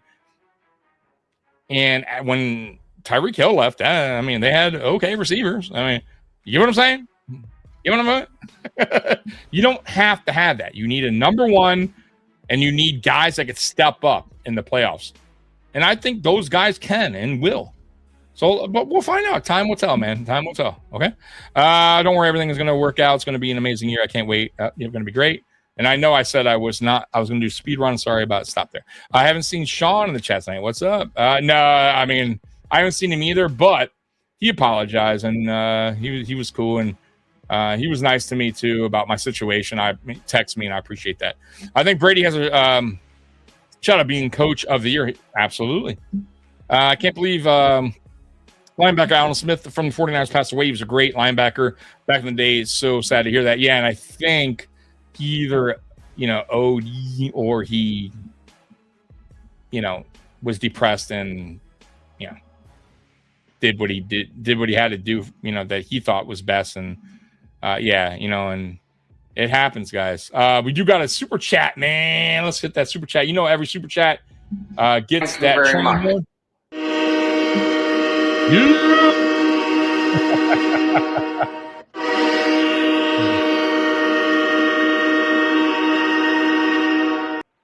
My dude coming through with a super chat. Appreciate you, Godzilla King, man. You know what I'm gonna do for you real quick too? Hold on, let me see if I can hit that real quick on it. There we go. Speed run. Oh, excuse me. Oh man. Oh, excuse me. Oh, excuse me. Guess what? I'm caught up, and that's the end. You know what? Is it the end of the show? I didn't want to. I was going to go over the NFC. I think I'm going to skip that tonight. What did I have? Oh, you know what? You know what will be pretty cool if you guys want to stick around. It's up to you. I did a well, actually, let me go back. I down here they have a radio station called 97.1 The Ticket. It's an FM sports radio show, and Thursday they were going over what teams over the past, I think they said 50 years, that haven't won a championship. Who's next off that list to win one? They did Buffalo. Buffalo was first, basically. Like they said, right? Now, of course, they were still like, they're like, it seems like every year it's their year, right? Like, and it's like, me as a Bills fan, I'm like, shut the he's right though. Like they're kind of not lying. But I thought I pull up top 25, and I did this through AI. Let me see if I can pull that up. Where is that? There it is. Okay. Top 25 Wow. Hold on. Let me, there's a better way to view that. There we go. Top 25 greatest sports franchises that have never won a championship. So this is interesting for sure. Let me see if I can, what happened there? There we go. Okay. And there we go. I don't know what happened. My screen, okay. All right. Okay. So I don't know if you guys are still with me, but here we go. Top 25 greatest sports franchises that have never won a championship. Number 1. No. Come on, AI. Why you gotta put the ball? That's number 1. Bill seemed to always find a way to screw it up for sure. Right? It's like, God. All right, Roy, here we go. Top 25. Number 1. Why they're number 1? 4 straight Super Bowl appearances, 92-93. One of the NFL's most passionate fan bases. That we are. Multiple Hall of Famers across several areas. That's true. Constantly relevant franchise despite never winning at all. This is just making me want to stop the podcast. The most famous championship drought in North American sports. Boy, oh boy. This is making me rethink doing this. All right. Number 2. All right, we move on from our Buffalo Bills. Minnesota Vikings coming in at number 2. Why they're number 2? 4 Super Bowl appearances. Among the winningest franchises in NFL history, Hall of Fame legends from every era, numerous NFC championship appearances. Number 3, Phoenix Suns. Why they're number 3? 3 NBA Finals appearances. Consistent success across multiple decades. Home of Charles Barkley, Steve Nash, Devin Booker, and others. One of the winningest NBA franchises without a title. Crazy when you dive into teams that haven't won a championship. So we are not alone. Utah Jazz, while they're number 4, Stockton Malone era, nearly produced the title. 2 NBA final appearances. Remarkable consistency for a small market franchise. That is true. Number 5, the Buffalo Sabres. Why they're number 5? 2 Stanley Cup final appearances. Rich hockey tradition. Strong fan support despite decades of disappointment. No goal remains one of hockey's most controversial moments. Now, are they talking about the no goal of this past playoffs that looked like a goal? I don't know much about hockey, but it kind of seemed like the refs hosed the Sabres on that. It looked like the puck got dropped and should have been a goal, and they blew the whistle. So Bills are top-ranked, lovable loser. That's just great. Where did the rest people on a Friday? Sorry. And it's not just, by the way, Steve. I asked ChatGPT this because of the radio station who also had us listed, and they had a top 50, and we were number 1. Well, no, let me take that back. We were number 1 in their thinking of who's going to be the next team to break that championship drought. So, but what they were saying is, man, yeah, we're picking the Bills, or each host, each one of the hosts were like, yeah, I think the Bills, but they do this to me all the time. So like, they still stuck with us, and going, yeah, I think they're going to be the team to finally, to break that cycle. But they still were like, oh man, but the Bills do it to me every time.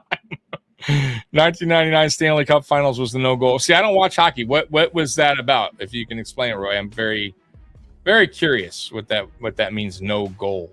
All right, number 6, Cincinnati Bengals. Why they're number 6? 3 Super Bowl appearances, multiple elite eras. Joe Burrow has reunited championship hopes, and yet no Super Bowl. Number 7, San Diego Padres. Why they're 7? 2 World Series appearances, Hall of Fame talent throughout their history, one of baseball's most loyal fan bases. Number 8, the Brewers. Why they're number 8? 1982 AL champions, consistent playoff contender, strong baseball culture in Wisconsin. Okay. Number 9, the Mariners, Seattle Mariners. Why they're number 9? Griffey, Ichiro, Edgar Martinez, Felix Hernandez. Historic 116-win season. I remember that. Only MLB team never to reach a World Series. Oh, man. That's wild. I didn't even know that. So they're the only baseball team never to reach a World Series. Yikes. Number 10, Vancouver Canucks. Why they're number 10? 3 Stanley Cup final appearances. Several dominant teams. Massive Canadian fan support. They have not won. Orlando Magic, 2 NBA final appearances. Shaq and Dwight Howard eras. Multiple superstar leg contenders. They have not won. The Clippers, historically cursed franchise. Modern success with multiple superstar rosters, which is true. Finally shed decades of irrelevance, but they still haven't won.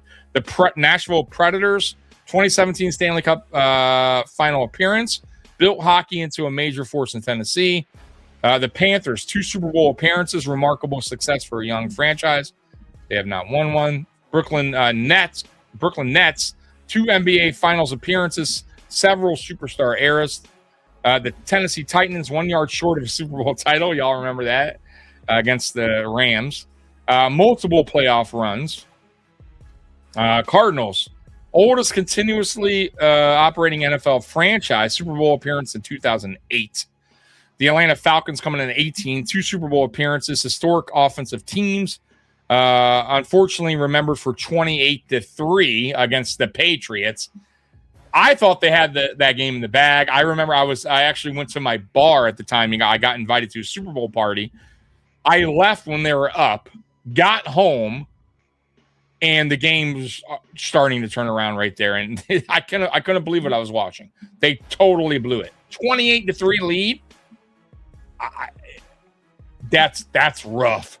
Number 19, Tampa Bay Rays, 2 American League pennants, consistent success despite one of MLB's smallest payrolls. Number 20, Winnipeg Jets, extremely passionate fan base, strong modern playoff runs. 21, Jacksonville Jags, multiple AFC Championship game appearances, impressive success for a small market expansion team. 22, Minnesota Wild, strong support, consistent competitiveness. 23 is the Houston Texans, young franchise, growing history of playoff appearances. 24, Columbus Blue Jackets, dedicated fan base, landmark playoff upset of Tampa Bay. And 25 is the Rockies, 2007 National League champions, 1 memorable World Series run. My personal top 10 most heartbreaking, according to ChatGPT, is Buffalo, Minnesota, Sabres, Phoenix, Utah, Bengals, Mariners, Canucks, Falcons, and Padres. And that is the end of that list. So interesting, right? Like a lot of teams have not won a championship. We are not alone in that category, though. We are number 1, and man, that's a really shitty thing. That sucks for the Bills. We are 1 on that list. It would be awesome if 2 teams would have never won a championship, make it to the Super Bowl this year. Yeah, that would be crazy. That would be crazy. You mean the refs? I don't watch hockey, so I don't know. But anyways, guys, I'm out of here, man. 2 hours 20 minutes. I hope you guys had a good time, man. I did. It was fun rocking with you guys tonight. I appreciate you guys taking the time earlier in the podcast when I started to understand, what I was going through. And once again, I want to say thank you for everybody's love and support of me, of this channel, and the people that did donate. Thank you so much. And the people that just sent me messages of encouragement, thank you again. It means the world to me. And I'm gonna be okay. I'm gonna make it out of this, and it's gonna be honestly with the help of a lot of people that helped me along this fucked up little spot I'm in right now. So thank you once again. Appreciate you guys. And let me get to the rest of the chat, and then I'll get out of here. Great. I feel so much better. The green light channel. No Detroit or Cleveland on that list. Surprise. Yeah, Detroit should be. You are absolutely right, Steve. Detroit should be on that list, but that was a top 25. And by the way, that's Chat GPT, right? So maybe on somebody else's list, it might pop up, but you are right. Detroit, the Lions. Yeah, they should probably be in the top 25, maybe there. Something about a player's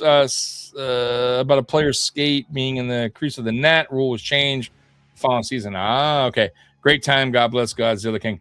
All right, guys, I'm out of here, man. I appreciate you guys rocking with me, Bills Mafia. I will be back Sunday at 1 p.m. Down and Drought. We are on episode. Oh, God, I think we're on episode. What are we on? 15 now? Let me see what we're on. We're going on.